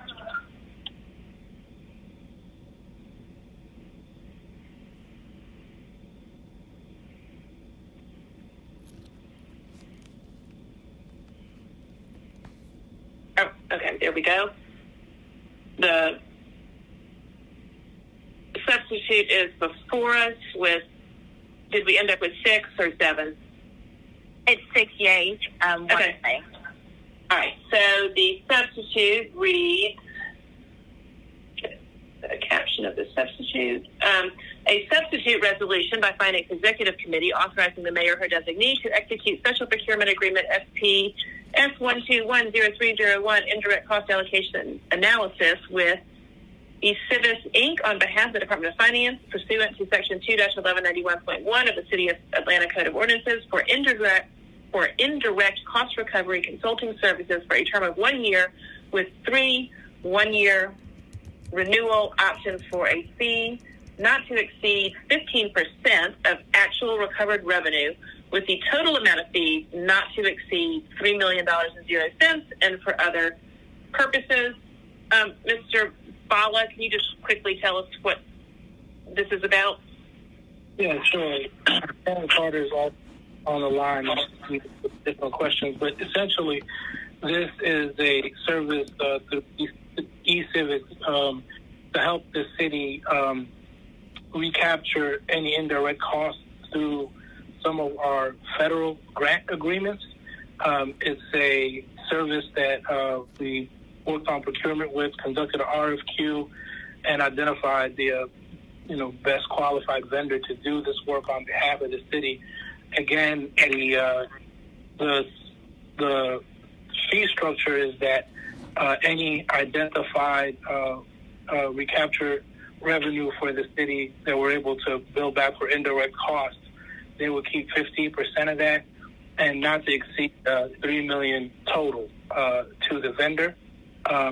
We think that this is a great approach for the city, allows us to increase our revenues by having experts review and assess our federal contracts to see if there's areas that we can get reimbursements that we're currently not getting. Okay, sounds great. I will make a motion to adopt our substitute unless there are any questions. Yeah, Shook with a question. Okay. So normally, we're returning money to the federal government in terms of grants that we did not appropriately spend. So this, to me, seems a little bit like a man bites dog story. What kind of history can you help us out with that shows us that in the past it's been the other way around? Well, I have Karen on the phone, and we see kind of time, but my understanding is that there has been areas of reimbursable costs that we have neglected in the past to identify and share back with the federal government. So this will allow us to get some additional expertise so that when we're coordinating and billing with the federal government to make sure that any city-incurred costs or costs associated with these programs are captured and billed back. Well, I understand that, and I'll support it on that basis. I was simply asking if you were aware of situations in which we had been shortchanged instead of the other way around. The answer is no. I get it. No. I think the answer to that is yes. So our office here in Finance, Office of Management Consulting Services, looked at some prior agreements and seen some incidences where we did not get full recapture. Okay, well, I'm a second. Thank you. Thank you.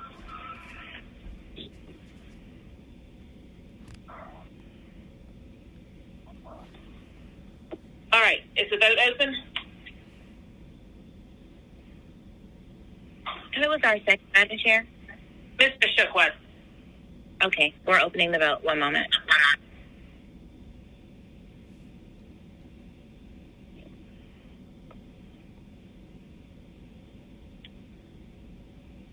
Okay, I apologize. We have a technical issue. If we can take a voice vote for this item also. All right, Mr. Dickens? Yay. Mr. Westmoreland? Yes. Councilmember Shepard? Yes. Councilmember Archibong? And Councilmember Matskite? Yes.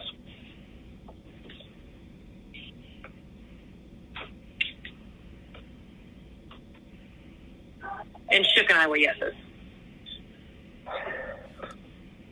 The vote is closed. 7 yeas, 0 nays is favorable. On substitute, I'm sorry.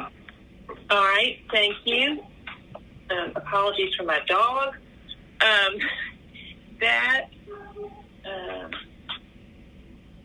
Let's see. So we are now at our dual referred items. Let's see what came to us. Item number 20 came to us from CD. It is 20-0766, an ordinance by Councilmember Andre L. Boone to transfer appropriations from account number listed herein to various accounts to provide for up to $3 million in funds by transferring general fund uncommitted fund balance for the purpose of contributing to funding efforts of Partners for Home to provide and sustain critical services expected to be exhausted and to scale the Home First and Lift initiatives and for other purposes. And Mr. Westmoreland, you all substituted this in CD and then sent it forward? We did. I believe there needs to be another substitute or amendment here. And then we were having some technical difficulties yesterday, and we were not able to connect with Ms. Marchman, who I assume is present, if anyone has any questions on this committee. Okay, doke. Let's see. Ms. Kempson-Wright, do we have another substitute? Yes, we do have a substitute in our packet. So let's turn to the substitute in our packet, and I'll make a motion to bring forward the substitute. Second. All right, let's vote on that first. And I do believe the substitute changed the amount to $3,500,000, didn't it? No, that's what it was. Was there a change in the caption, Ms. Kempson-Wright? There is no change in the caption. This substitute adds the account in section 3 and renumbers the binding clause section. Okay. So let's open the vote on bringing forward the substitute.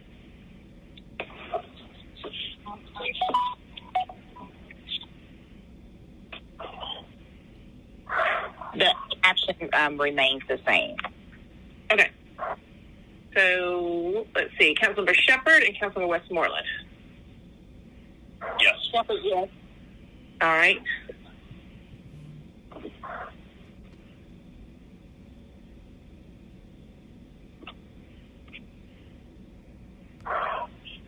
So the substitute is before us with 6 yeses, 0 no's.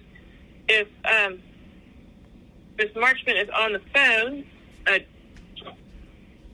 be happy to hear what this paper is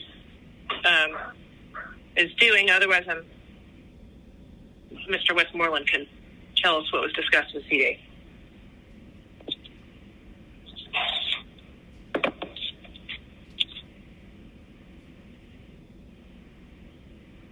Ms. Kempson-Wright, do you know if Ms. Marchman is available? One moment, we're checking now. Okay. In the meantime, Madam Chair, may I ask for a description of, and a repeat again, of how much money is supposed to come out of the reserves for explicitly what purpose?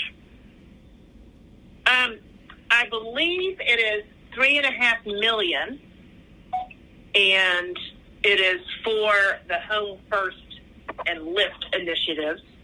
And I'm assuming this were services that were being provided with COVID-related funds that are going to not be available to continue providing these services. Is that correct, Mr. Westmoreland, is your understanding? Yes, ma'am. Okay. Yes, and can you hear me now? This is Catherine Marchman. Yes. Okay, I think I was unmuted, and I can speak to that as well if you'd like. Sure. We have two initiatives that whose funds have expired that were originally funded through Home First, which was funded through the original Homeless Opportunity Bond. That includes 100 beds for men of low barrier shelter that was stood up to replace beds that were lost during the closure of the shelter at Peachtree and Pine. In addition, we fund about 15 dedicated FTEs of dedicated street outreach, and their sole focus is on engaging folks who are unsheltered and working with those folks to get them moved into housing. And then the two new initiatives we are hoping to fund through these dollars include operation of a hotel that we are working to acquire now that would really provide a complement and gap to our current capacity. We learned during COVID with the hotel operation that this was an incredibly viable resource, particularly for folks who are unsheltered, for us to really have in our toolbox to use as an option to offer to people who are sleeping on the streets to come off the streets, and then use that as a stepping stone to get into permanent housing from there. And then lastly, we are hoping to use some of these dollars to continue to expand the rapid rehousing housing surge that was initiated through COVID stimulus funds. All right, Mr. Shipp, did that answer your question? Well, it's helpful. I'd like to know from finance, given that this is the second consecutive cycle we're dipping into the reserves to pay for what's been proposed by representatives. So I'd like to know what that is. And while they're looking that up, Ms. Marchman, and gosh, I certainly appreciate all your efforts. So what's going on with the homelessness situation now? It appears to me to be extraordinarily dire. What options are available now to make life better for the homeless? Well, as I mentioned, during the pandemic, we were able to successfully, leverage stimulus funds that positioned us to stand up 250 hotel rooms that allowed us to immediately move people directly off the street and into non-congregate shelter. Through that effort, we closed 9 encampments. We moved almost every single person in those encampments, which was 246 people. Out of those encampments, we closed them and moved those folks into the hotel. The majority of those folks then moved into permanent housing. Our total homeless numbers in January of this last year were actually on the decline. Although perception does feel like there are more people outside who are seeking refuge and shelter outside. Part of that is likely due to the fact that most of our emergency shelters decompressed their beds in order to allow for social distancing. And so there's been some bed reduction. But we also know that utilization of our shelter beds is lower than what we would want it to be. So in January, one of the coldest nights of the year, when we do our data analysis of the number of people in our system versus the number of beds in our system, we were underutilizing shelter beds by about 30%. And so, this is why we see hotel acquisition, given the available stimulus dollars and entitlement funds through the home fund that the city has received, in addition to some other resources that we are tapping into, looking to a hotel acquisition or more than one as a good strategy for people who are unsheltered and choosing to live outside as opposed to coming into shelter.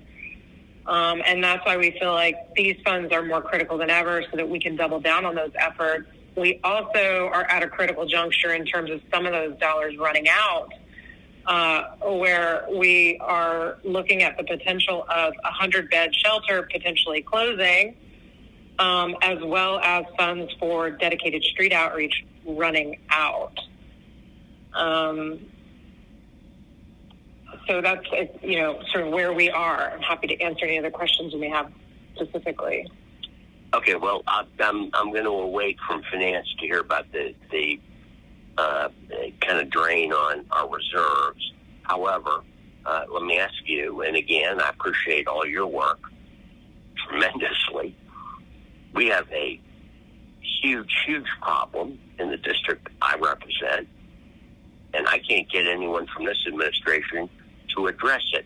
So to whom do I go for relief for all the stakeholders involved?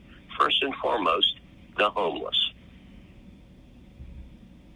You can come to me directly, and we would be more than willing to work with you. We are already working on a number of projects in your district, in partnership, in some cases, with the city and the State Department of Transportation.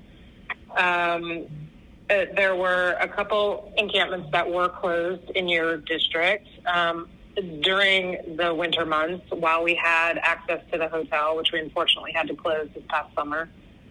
But you're more than welcome to contact me directly, and I'm happy to work with you on specific issues. So, for the record, I'm not trying to push people under the carpet or get people out of sight, out of mind. I have just a horrific, from all stakeholders' point of view, situation. The administration is completely fallen short on. So I will get in touch with you. I appreciate your efforts. You're the only person who has been willing to talk to me about it. And in the meantime, I'll await to hear from finance about the what comes out of reserves. Thank you. Sure. Thank you. All right. While we have Ms. Marchman, does anybody else have questions for Ms. Marchman? And then we'll turn to finance. Okay. Well, it's finance. Thank you so much, Ms. Marchman. And you and Mr. Shook can connect offline. Mr. Bala, if you can answer Mr. Shook's questions about the reserve status, that'd be great. Sure. As it stands right now, Councilmember Shook, our fund balance for the general fund is roughly $185 million. $30 million or so of that is in the category that we are non-spendable. So essentially, there's about $155 million of unrestricted fund balance, which is about 21% of the FY22 general fund budget. This $3.5 million allocation from fund balance will still keep us above that 20% target of what we think is good for that unrestricted fund balance portion. But in this capacity, I will say one thing to add with this specific $3.5 million is there could be a possibility to discuss with FEMA for reimbursements, considering that it's still an ongoing pandemic. We're not 100% sure, but there could be a viable option there. But with regards to the unrestricted fund balance, it's still at a healthy level. And hopefully that answers your question. Yeah, thank you. It does. It makes me feel better. I'm going to vote for this. Well, no, I'm not. I'm going to abstain because I want whoever it is that's responsible in the mayor's office to actually return my emails. So thank you. All right. Thank you. Any other questions for finance? And Ms. Kempson-Wright, did we have a motion before us or not?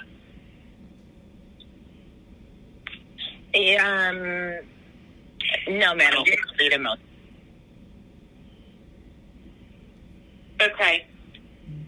Couldn't tell if somebody was talking there. All right. Motion by Westmoreland. Yep. second that? Let's open the vote. Second, Dickens. Okay. We can do motion by Westmoreland, second by Dickens. Let's open the vote. The vote is open. Shepherd, yes. Shook abstain. I'm excommunicated.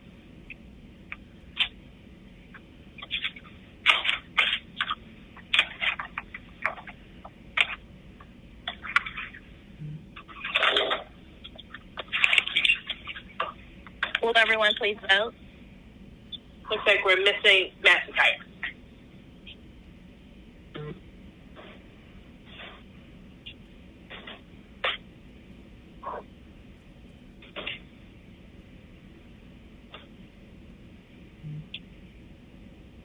All right, Mr. McIntyre, all right, here we come. This item's favorable, and I think we're down to 4 yeses and 0 no's, 1 abstention.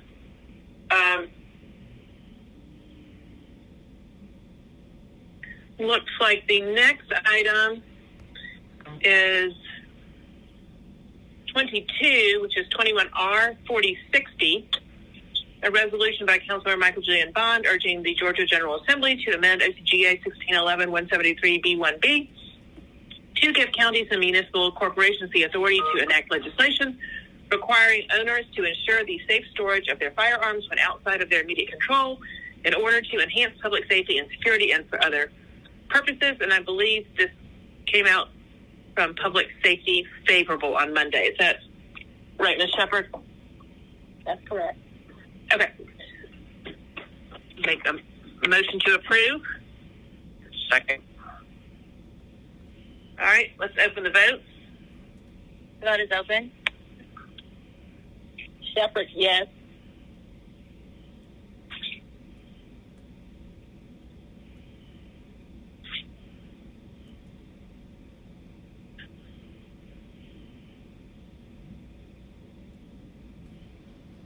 Let's see, and Mr. McIntyre? I believe he had to drop. Okay. So let's close that out. This is favorable with 5 yeses, 0 no's. Let's see what else came out of the committee. Looks like next we have item number 24, 661.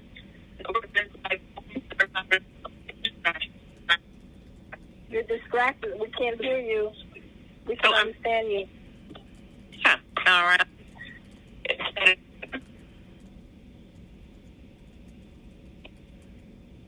You're still gone. Yeah. No, you're back. Am I back? Yep. Okay. All right. We're on item 24, which is 21-0661, an ordinance by council members Andrea L. Boone, Justin R. Hillis, Michael Julian Bond, Marcy Collier Overstreet, Matt Westmoreland, Cleta Winslow, Carla Smith, Joyce M. Shepard, and Amir R. Faroki to amend the City of Atlanta Code of Ordinances, Part 2, General Ordinances, Chapter 78, Fire Prevention and Protection, Article 2, Department of Fire and Rescue, to create a new section 78-36 entitled Firefighters Mediation Act pursuant to OCGA 25-5-1 and to incorporate all the rights and privileges enumerated in OCGA 25-5-1 regarding collective bargaining and the resolution of wages, hours, and working conditions for City of Atlanta firefighters and for other purposes. I believe this moves favorably out of public safety on Monday, and we do have Nate Bailey available. I'm going to ask him to just, for those of us who aren't on public safety, quickly give us an overview of what the Firefighters Mediation Act does.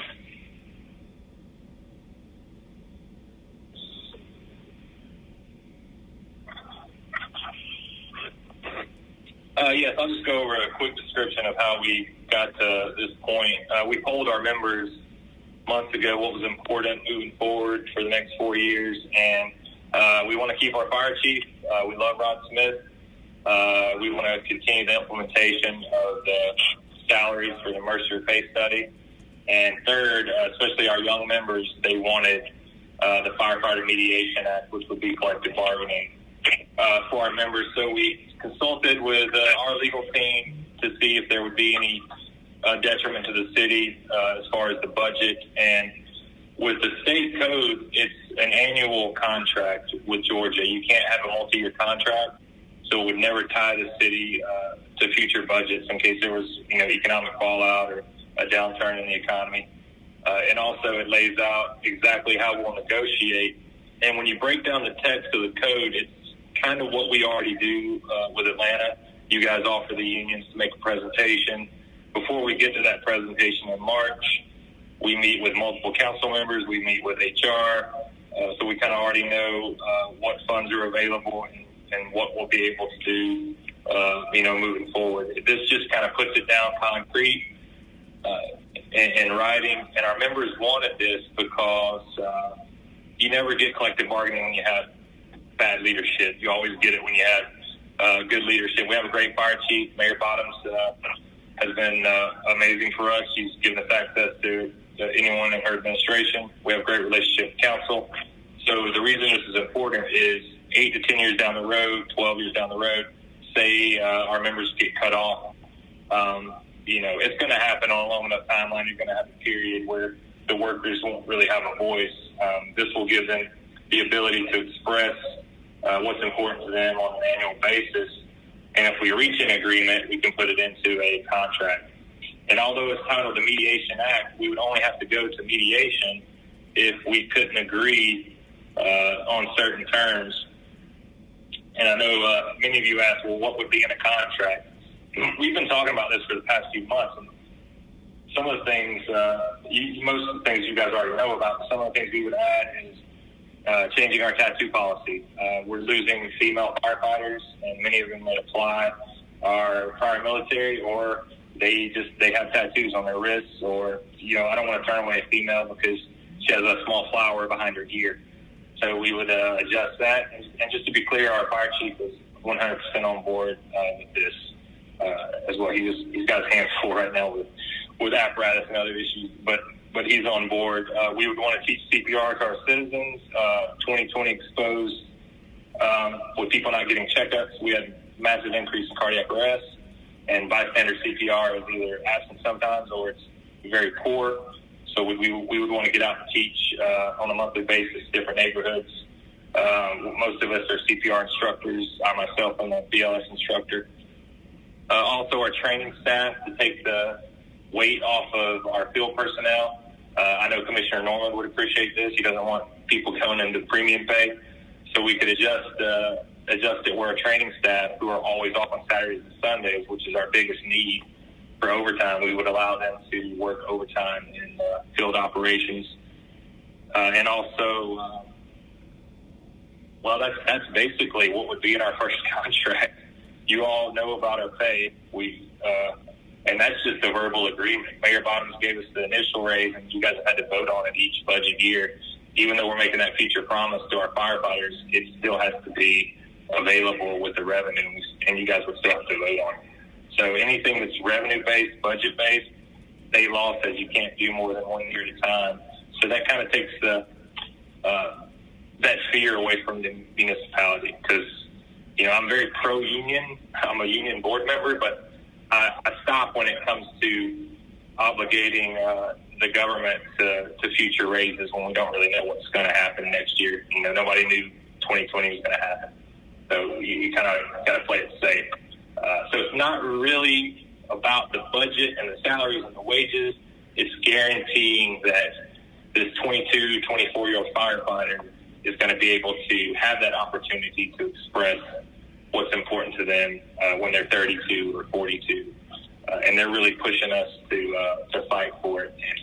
And so far, it's been you guys have been great as far as approving it. And I'm here to answer any questions that you all may have on how it would be implemented.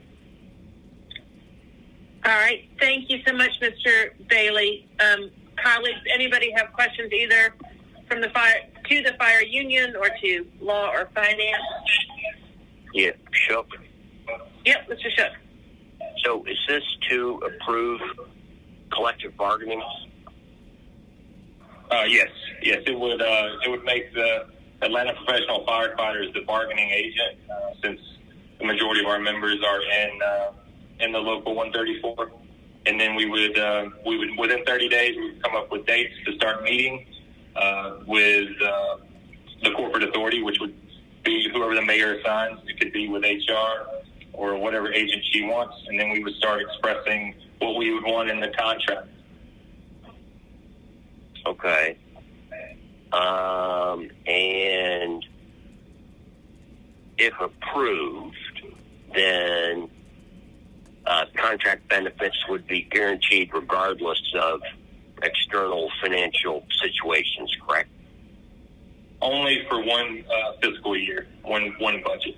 We could never tie it to a future fiscal year. It would have to be negotiated on an annual basis. And for the City of Atlanta's calendar, I'm assuming if you all enact it, we would have to come up with a time where the state code says within 120 days, anything tied to a budget, you all have to be notified and it has to be agreed on within 120 days, which is kind of what we already do anyway, because we start meeting in March. So it's kind of the same timeline. But yeah, it would only be for one budget year.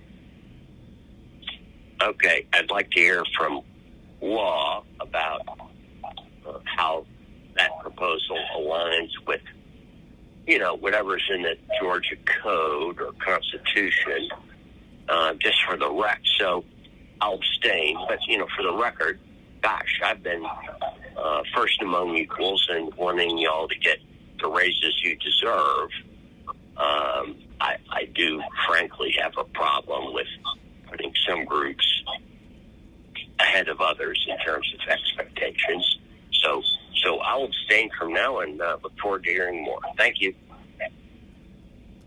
Mr. Shook, do you want to hear from the law department now? Yeah, they're available. Thank you. Okay.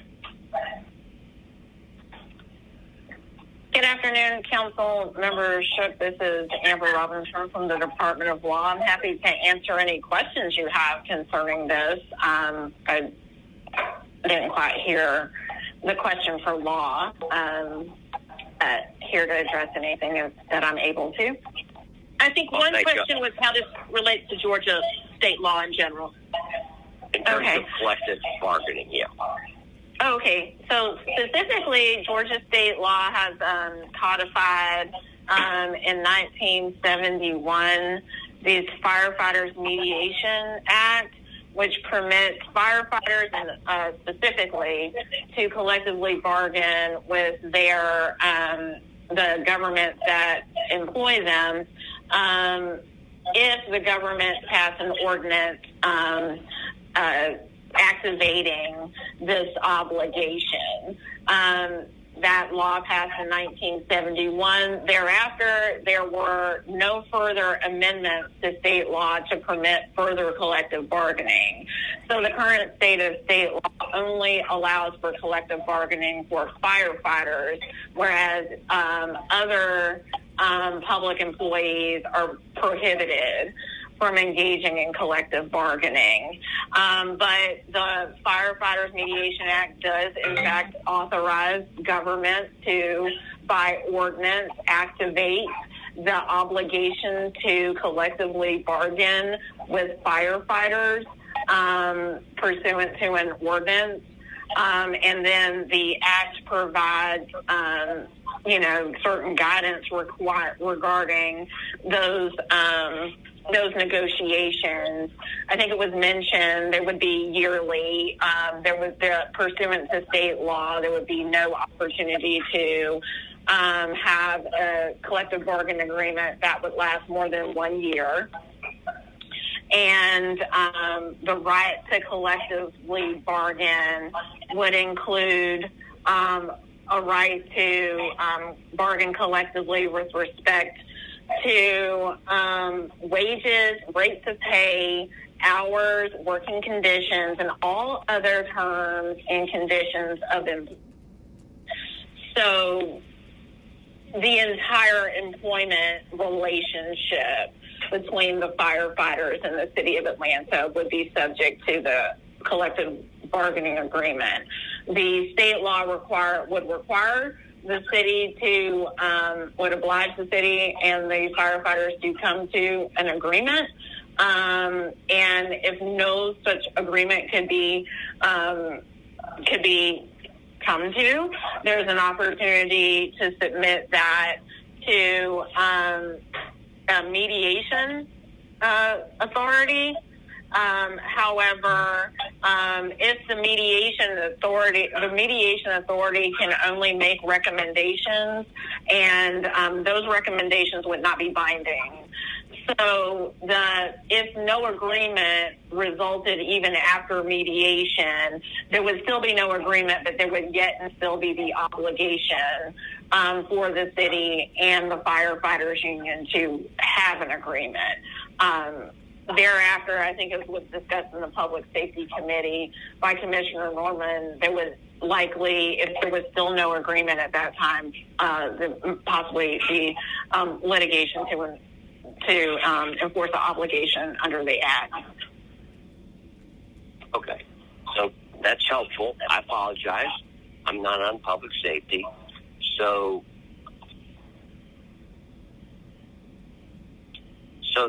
the Atlanta City Council, our governing body, is not the final word on decision making. Is that correct? It's up to some mediator.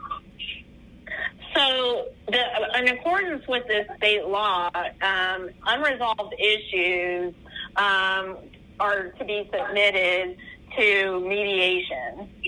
However, if the issues are not resolved in mediation, and there is a mediation board that would be appointed pursuant to state law, which would have hearings and would be,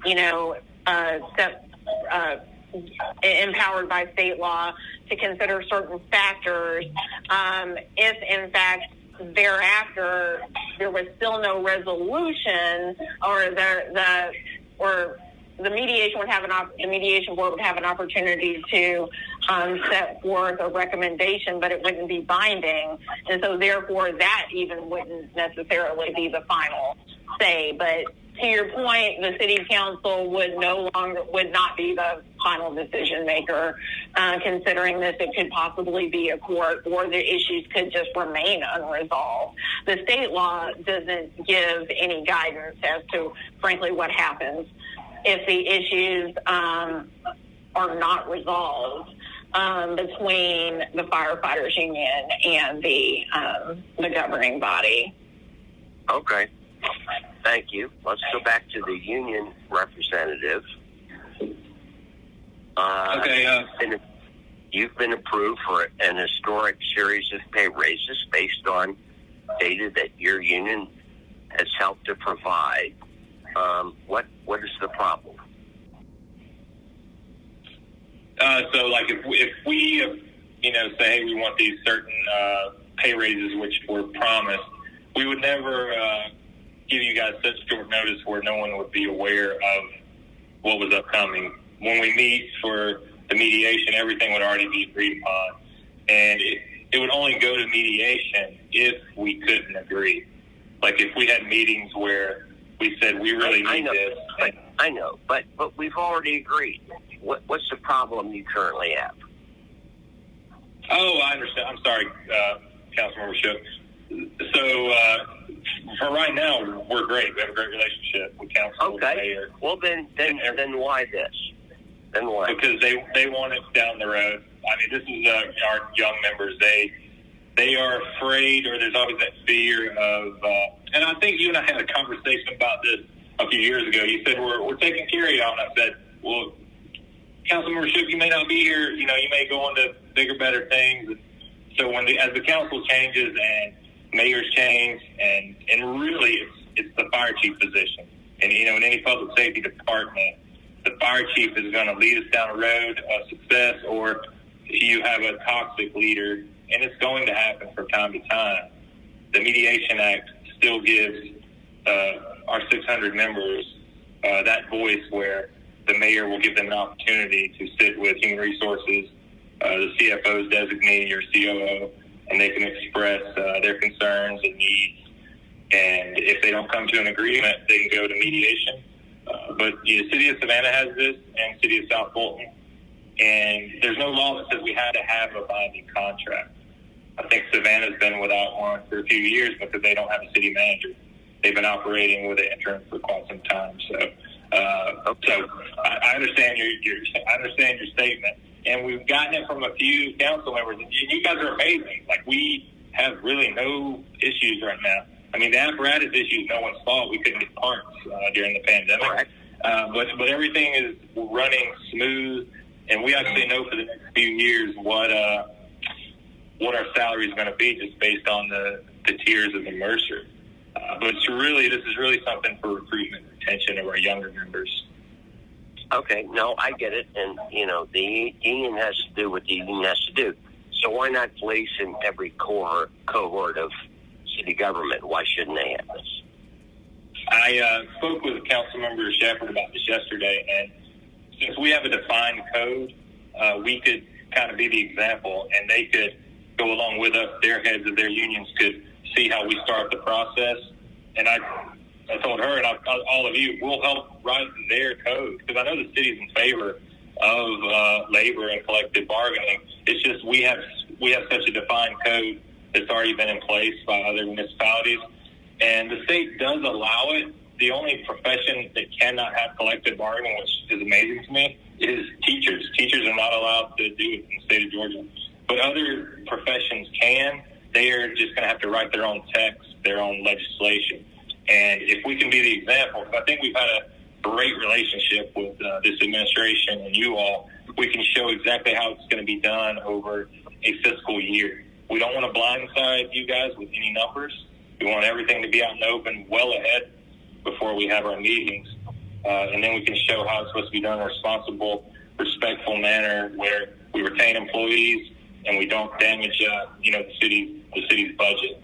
And we can, by this time next year, if everything goes smooth, other labor organizations in the city could be presenting their tax legislation where they could be enacting collective bargaining for them. But if we try to go across the board, some of the issues I see is it's against the law for us to go on strike as firefighters.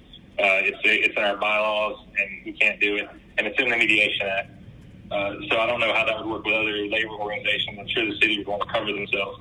Again, I'm pro-labor to a point, because I lived in the city for 25 years.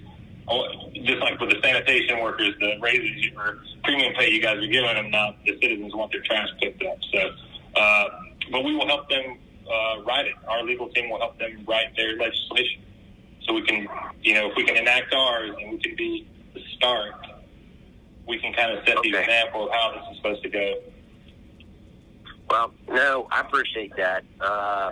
I didn't know that teachers in Georgia were lacking political influence, but that's interesting. My concern is for y'all and for APD and our employees, which I think my winning record, suggests. But I want you guys to have everything you deserve. And but man, I got to learn a little bit more about this. So bear with me. I hope you'll bear with me. I'm going to abstain for the moment. Thank you. All right. Anybody with questions for Mr. Bailey, Finance, Law? All right. Do we have a motion? I do have a question. Unless Ms. Shepherd does back up. I just want to make sure, from the law perspective, the law department, we're moving this forward. We asked this question yesterday, but I want to make sure we hear clearly here. Do the law department see any implications from us doing this? Is the state, it's up under the umbrella of the state already. So theoretically, is there any reason from our side of the city that there's any legal ramifications? Thank you, Councilmember Shepherd. So from a legal standpoint, the state law does allow this. I think, there could be issues down the line if the city and the firefighters union are unable to come to an agreement. There's a certain level of legal uncertainty as to what that would mean. The Firefighters Mediation Act and state law doesn't really provide what that means. It does provide a clear obligation for the city to bargain with the firefighters union. That it says that specifically it shall be the obligation of the proper corporate authority and the bargaining agent to meet and confer in good faith within 30 days after receipt of notice. This obligation may include the duty to cause any agreement resulting from negotiations to produce a written contract, and no contract shall exceed the term of 1 year. To me, this is implied that the city and the firefighters are obliged to agree to come to an agreement. However, there is nothing that sets forth what happens if no such agreement is able to become, if they're not able to come to any such agreement, other than any unresolved issues are to be submitted to the mediation board, which will hold a hearing, but which will issue non-binding recommendations. Thereafter, it's unclear what would happen if the parties were unable to agree, which could lead to litigation with the firefighters. Also, from a legal standpoint, I believe that there are some questions of the employment of the firefighters post the passage of such an ordinance. If we were to move forward and the firefighters' terms of employment are subject to their agreement, and there is no agreement, it's unclear whether or not the terms of their employment would revert to the terms of employment of city employees as set forth generally in Chapter 114 of the City of Atlanta Code, or not.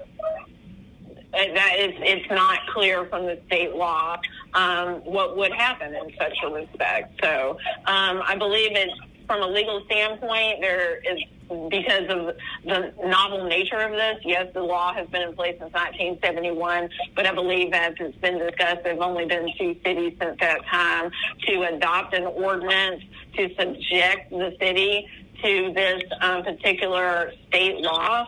So we just don't have a lot of clarity as to, what would happen if agreements couldn't be reached. It's not clear how that would in turn affect the city's obligation to pass a budget, a balanced budget every year. Whether if the agreement it remains unresolved at that time, because it relates so directly to wages and other budgetary considerations. So that there's somewhat amount of uncertainty here.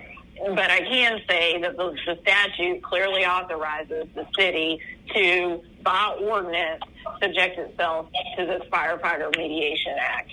But I did want to clarify that there would be no opportunity under state law for the rest of our employees to do this.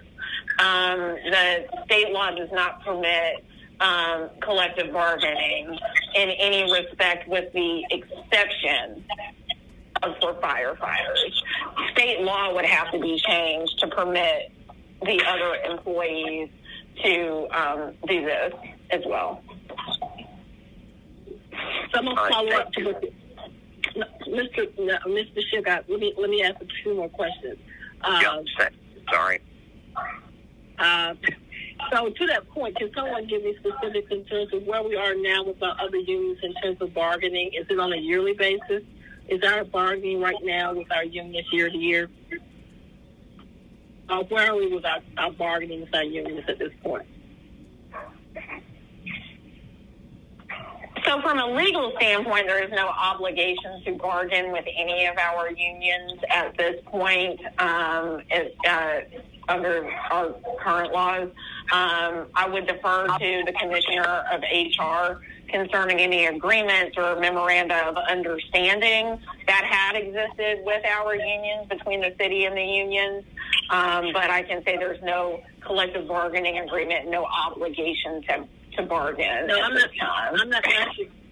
I'm just asking for clarity, Ms. Robinson, on how do we bargain at this point with our unions? Is it done on a yearly basis? Understood. There is nothing in the code or legally which requires any set schedule for bargaining with the unions that represent employees for the city. The most formal arrangement we have with our unions is that they present annually as far as our budget hearing presentation schedule, but there is no legal schedule for the bargaining. We have had memoranda of understanding with our various unions in the past, though I do not believe those are current at this time. Okay, interesting. All right. I'm motion to approve.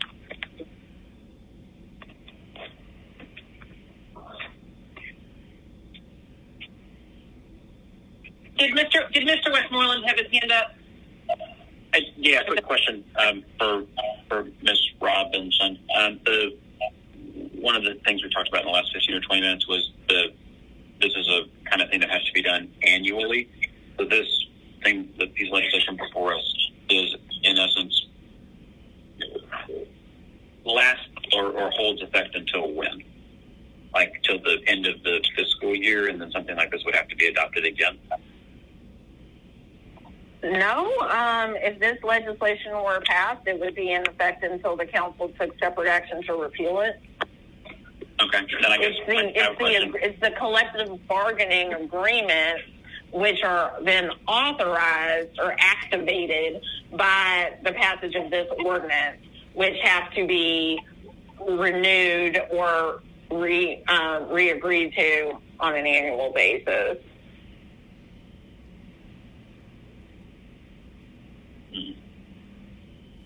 Okay, I think I might be missing something. Mr. Bailey, when you were talking earlier about how we can't bind anybody to anything for more than a year. Correct. Yeah, it would have to be on a state law. We can't tie anything to a future budget. And then in the Firefighter Mediation Act, it says it has to be done annually. So for the city's schedule, July 1 being the new fiscal year, anything that's tied to a budget, we would have to have in place 120 days before it takes effect, which is, kind of the calendar we already follow when we present to council, I guess, in March. So there would, we could set the calendar up if this is enacted, where we would start immediately in August to kind of figure out what's planned for the next year, set up the meetings with HR, whatever designee the mayor wants us to meet with. And then if there's something, because I think people are focused on the mediation. Mediation only has to happen if there's a deadlock and the employees and the city can't agree on something, which hasn't happened since I've been a part of it. Even though we don't have that right, we've never kind of took the stance of, well, there's an impasse. So the mediation would only have to happen if there's a complete disagreement.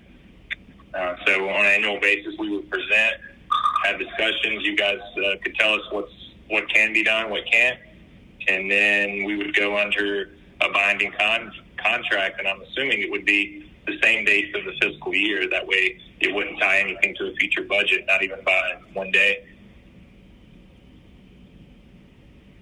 Okay, thank you. I'll second Ms. Shepherd's motion. All right, let's open the vote if there aren't any other questions. Sadly, Shook. Oh, Mr. Shook. Yeah. Is anyone on this call familiar with why fire and only fire has this window vis-a-vis the General Assembly? Good afternoon, Council Member Shook.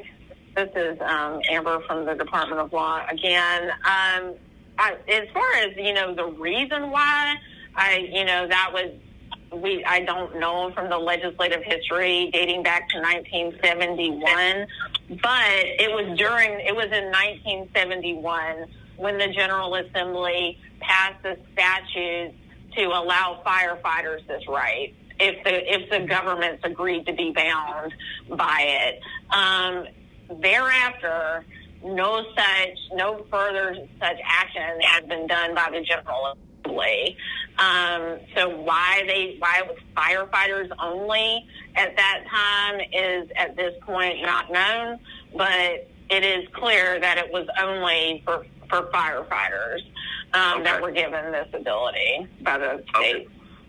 If approved, would firefighters in Atlanta have the right to strike? No, this would not give them. I'm sorry. Yeah, Councilmember Shook, that's it says it in the Mediation Act. I think it's the first or second code that not only strike, absolutely no work stoppages. Let me pull it up real quick. This was one of the concerns I had about, again, I want everybody to have this, every worker. I think if they can express themselves annually, it leads to higher retention and morale. But specifically for firefighters, we cannot do anything and impede our ability. Whoops, you broke up.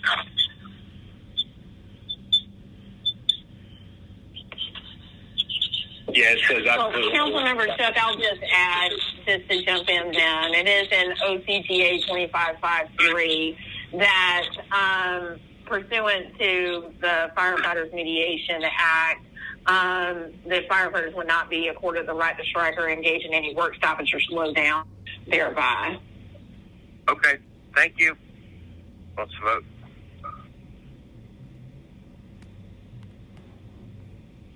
All right, the vote's open.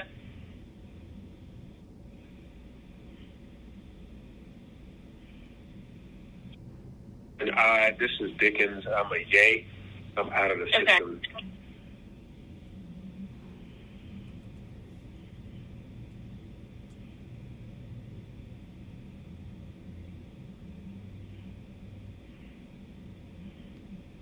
Will everyone please vote?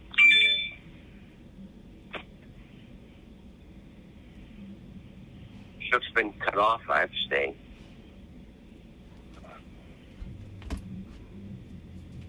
The vote is closed.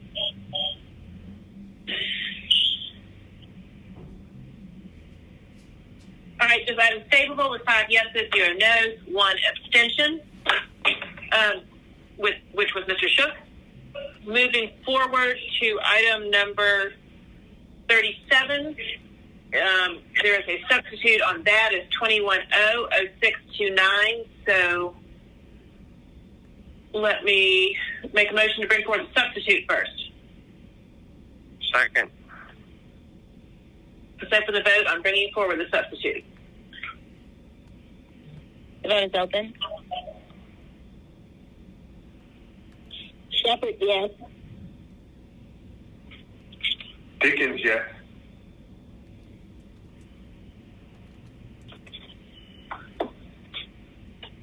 The vote is All right. closed. The substitute is before us with 6 yeses, 0 noes.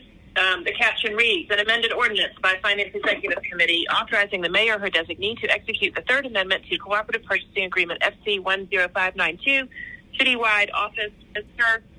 MFDS Supplies and Services with Xerox Corporation on behalf of the Department of Atlanta Information Management to amend the initial term of the agreement to October 31st, 2018 through June 30th, 2021, to add services and add equipment to the statement of work and cost proposal amount not to exceed $68,045.76, and to exercise the first renewal option on behalf of the Department of Atlanta Information Management for a term of 1 year retroactively effective from July 1, 2021 through June 30th, 2022, in accordance with Section 2-1163 of Article 10, Procurement and Real Estate Code of the City of Atlanta Code of Ordinances, an amount not to exceed $1,728,057.96. All contracted work will be charged to and paid from the fund, department, organization, and account numbers listed herein, and for other purposes. I'll make a motion to approve. Second. All right, let's open the vote. The vote is open. Shepherd, yes.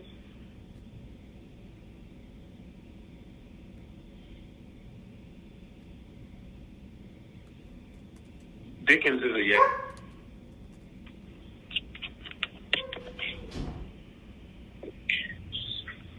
All right.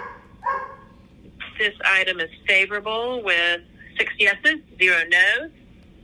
Next item is 21-00748. Again, there's a substitute in our packet, so I'll make a motion to bring forward the substitute. Second.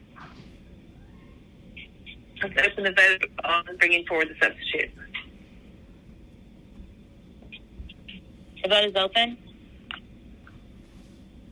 Dickens, yes. Shepherd, yes.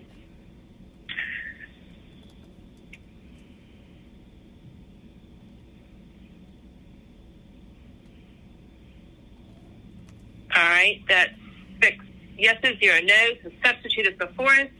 The caption reads, an ordinance by Councilmember Joyce M. Shepherd as substituted number 2 by Finance Executive Committee providing for 1, the sale and delivery of its general obligation refunding bonds taxable series 2021C in the not to exceed principal amount of $198 million in order to refund all or a portion of A, the general obligation public improvement bond series 2015 in the currently outstanding principal amount of $213,780,000 and B, the general obligation refunding bond series 2014A in the currently outstanding principal amount of $7,100,000. 2, the execution and delivery of the bonds, a purchase agreement, a continuing disclosure agreement, and an escrow agreement with respect to such bonds. 3, the approval of an official statement with respect to the bonds.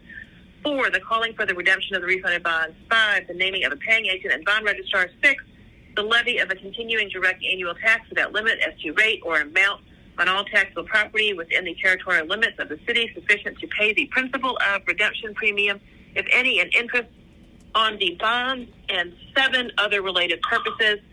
I'll make a motion to approve, and just for the public listening, because there was some confusion, this is just a refunding of existing bond. This is not a new infrastructure bond. Second.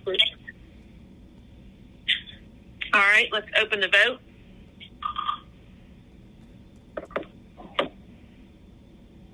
The vote is open.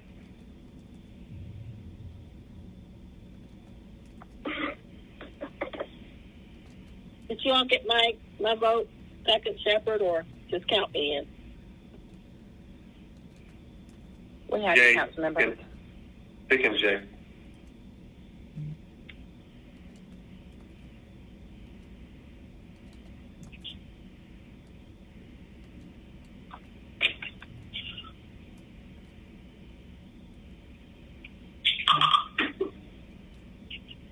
Councilmember Marlin.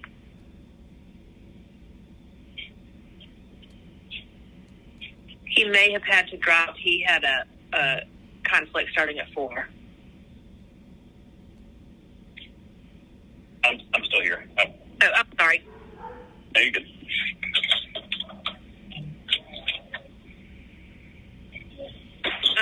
This item is favorable, but comes around with the final count. My screen still shows. Madam Chair, we're showing 4 yays, 0 nays. I'm sorry, 5 yays, 0 nays. Okay. Favorable. Okay.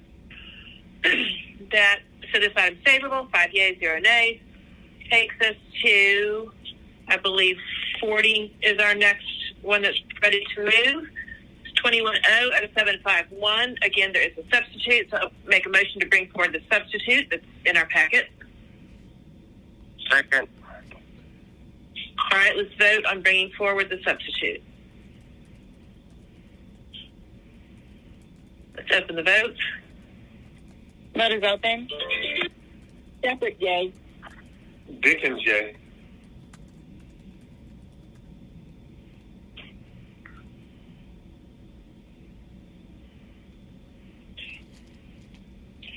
All right, the substitute is before us with 5 yeses, 0 noes. Scrolling to get to the caption. Give me 1 second.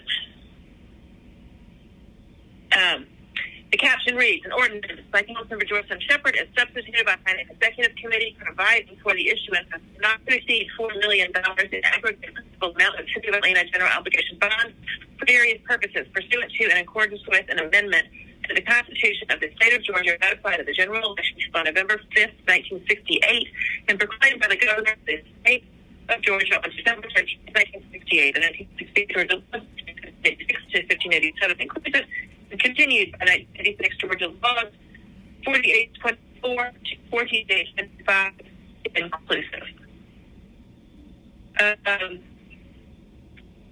Move approval. All right, and just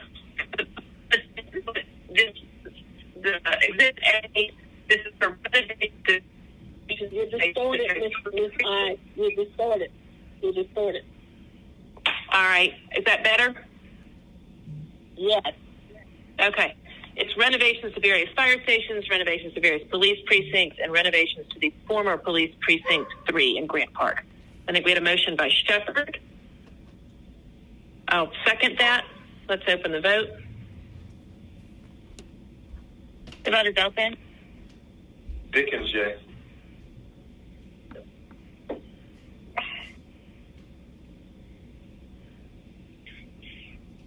Shook eye.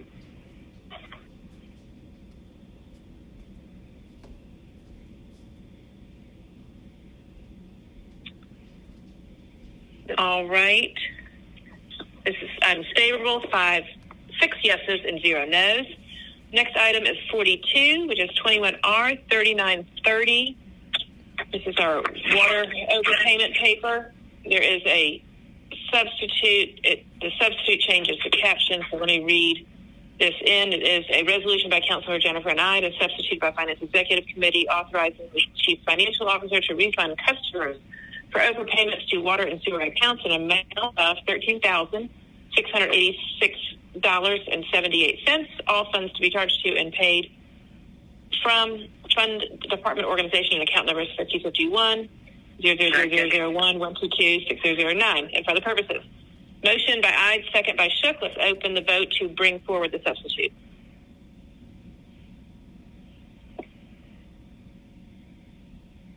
The vote is open.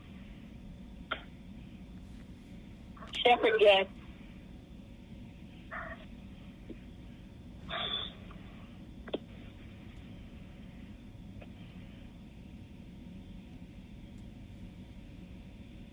The vote is closed.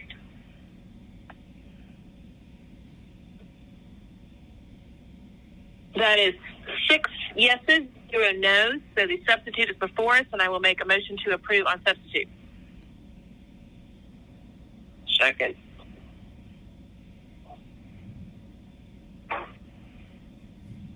Vote is open.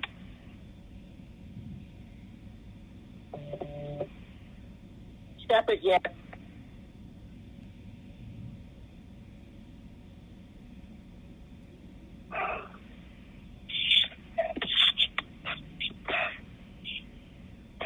The vote is closed.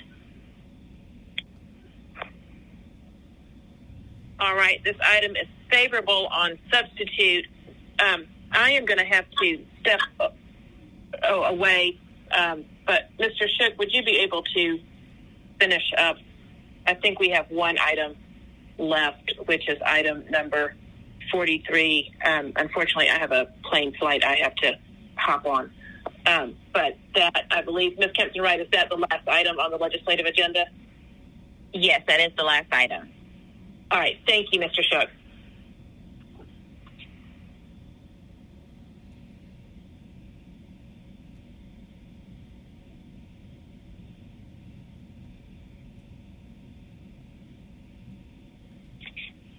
And I will read the caption for it. It's item 43, 21-00746, an ordinance by council members Dustin R.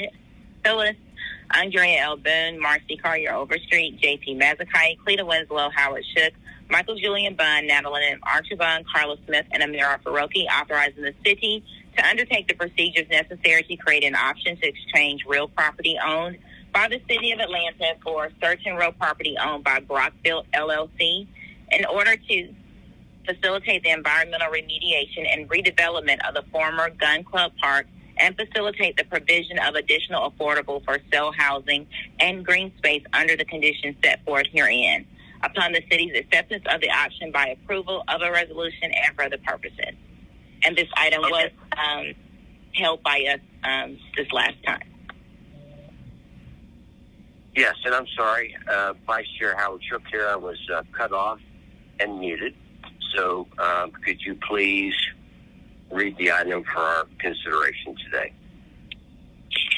Yes, I can sound it again. It's 21-00746, an ordinance by Councilmembers Dustin R. Hillis, Andrea L. Boone, Marcy Collier Overstreet, J.T. Mazakite, Cleta Winslow, Howard Shook, Michael Julian Bunn, Natalie M. Archibald, Carla Smith, and Amira Faroki, authorizing the city to undertake the procedures necessary to create an option to exchange real property owned by the city for certain real property owned by Brock in order to facilitate the environmental remediation and redevelopment of the former Gun Club Park and facilitate the provision of additional affordable for-sale housing and space under the conditions set forth herein upon the city's acceptance of the option by approval of a resolution and for the purposes. And this is a dual, correct? It was a dual. It was favorable by Community Development Human Services Committee September the 28th, and we held it the following day for further review by the law department. Okay, late September. That was a while ago. Is there any input since then?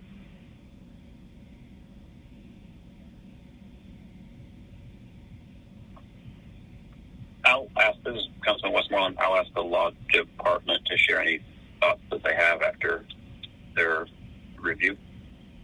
Thank you.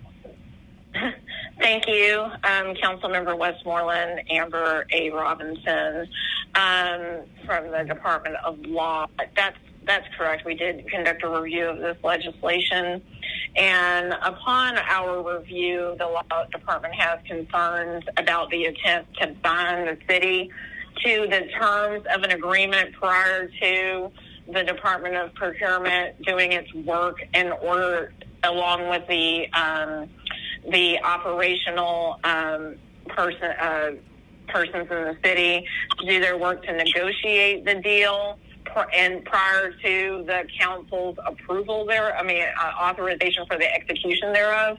That's what this ordinance essentially does. It sets forth the terms of an agreement prior to council approval thereof and prior to the actual work of the procurement office being done. Because of those concerns, we would have put forth certain amendment suggestions which would clarify that regardless of the terms in this particular ordinance, that neither the city nor Brock would have any obligation to the other until the option agreement would be fully executed and the resolution passed by council or ordinance authorizing the closing of the transaction to exercise the option is adopted by council and approved by the mayor. That would be in keeping with the city's procurement processes. If that language were to be added along with language setting forth that nothing here shall be binding on the city, but rather would be considered requests during the process. I see. Have we heard from the representative of CD9?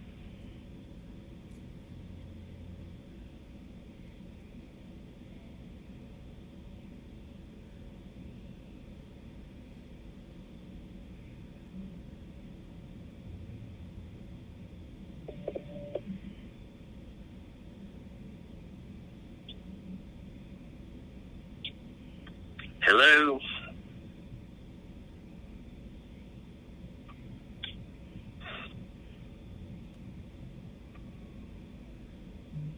Hello? Mr. Shook, who are you asking the request for? You said CD9? Oh, yeah, it's Mr. Hillis. Council District 9. I'm sorry. I'm trying to figure out who was CD9. Okay. All right. Thank you. Okay, so I guess Mr. Hillis is not on the call. this is his district, and so I know we're all wanting to hear his perspective on this.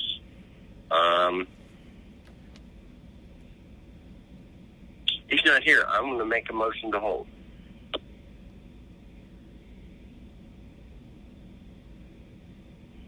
I think it may already be held. Is that right, Ms. Santana? Do we need to make another motion? No, we don't. It is currently held. You're correct. We don't have to make another motion. Okay. Thank you. It will remain held. Next item. Mr. Vice Chair, that concludes all items on the agenda. Well, praise Jesus. Is there anyone with any recommendations, comments, etc.? All right, hearing none, we're adjourned. Thank you.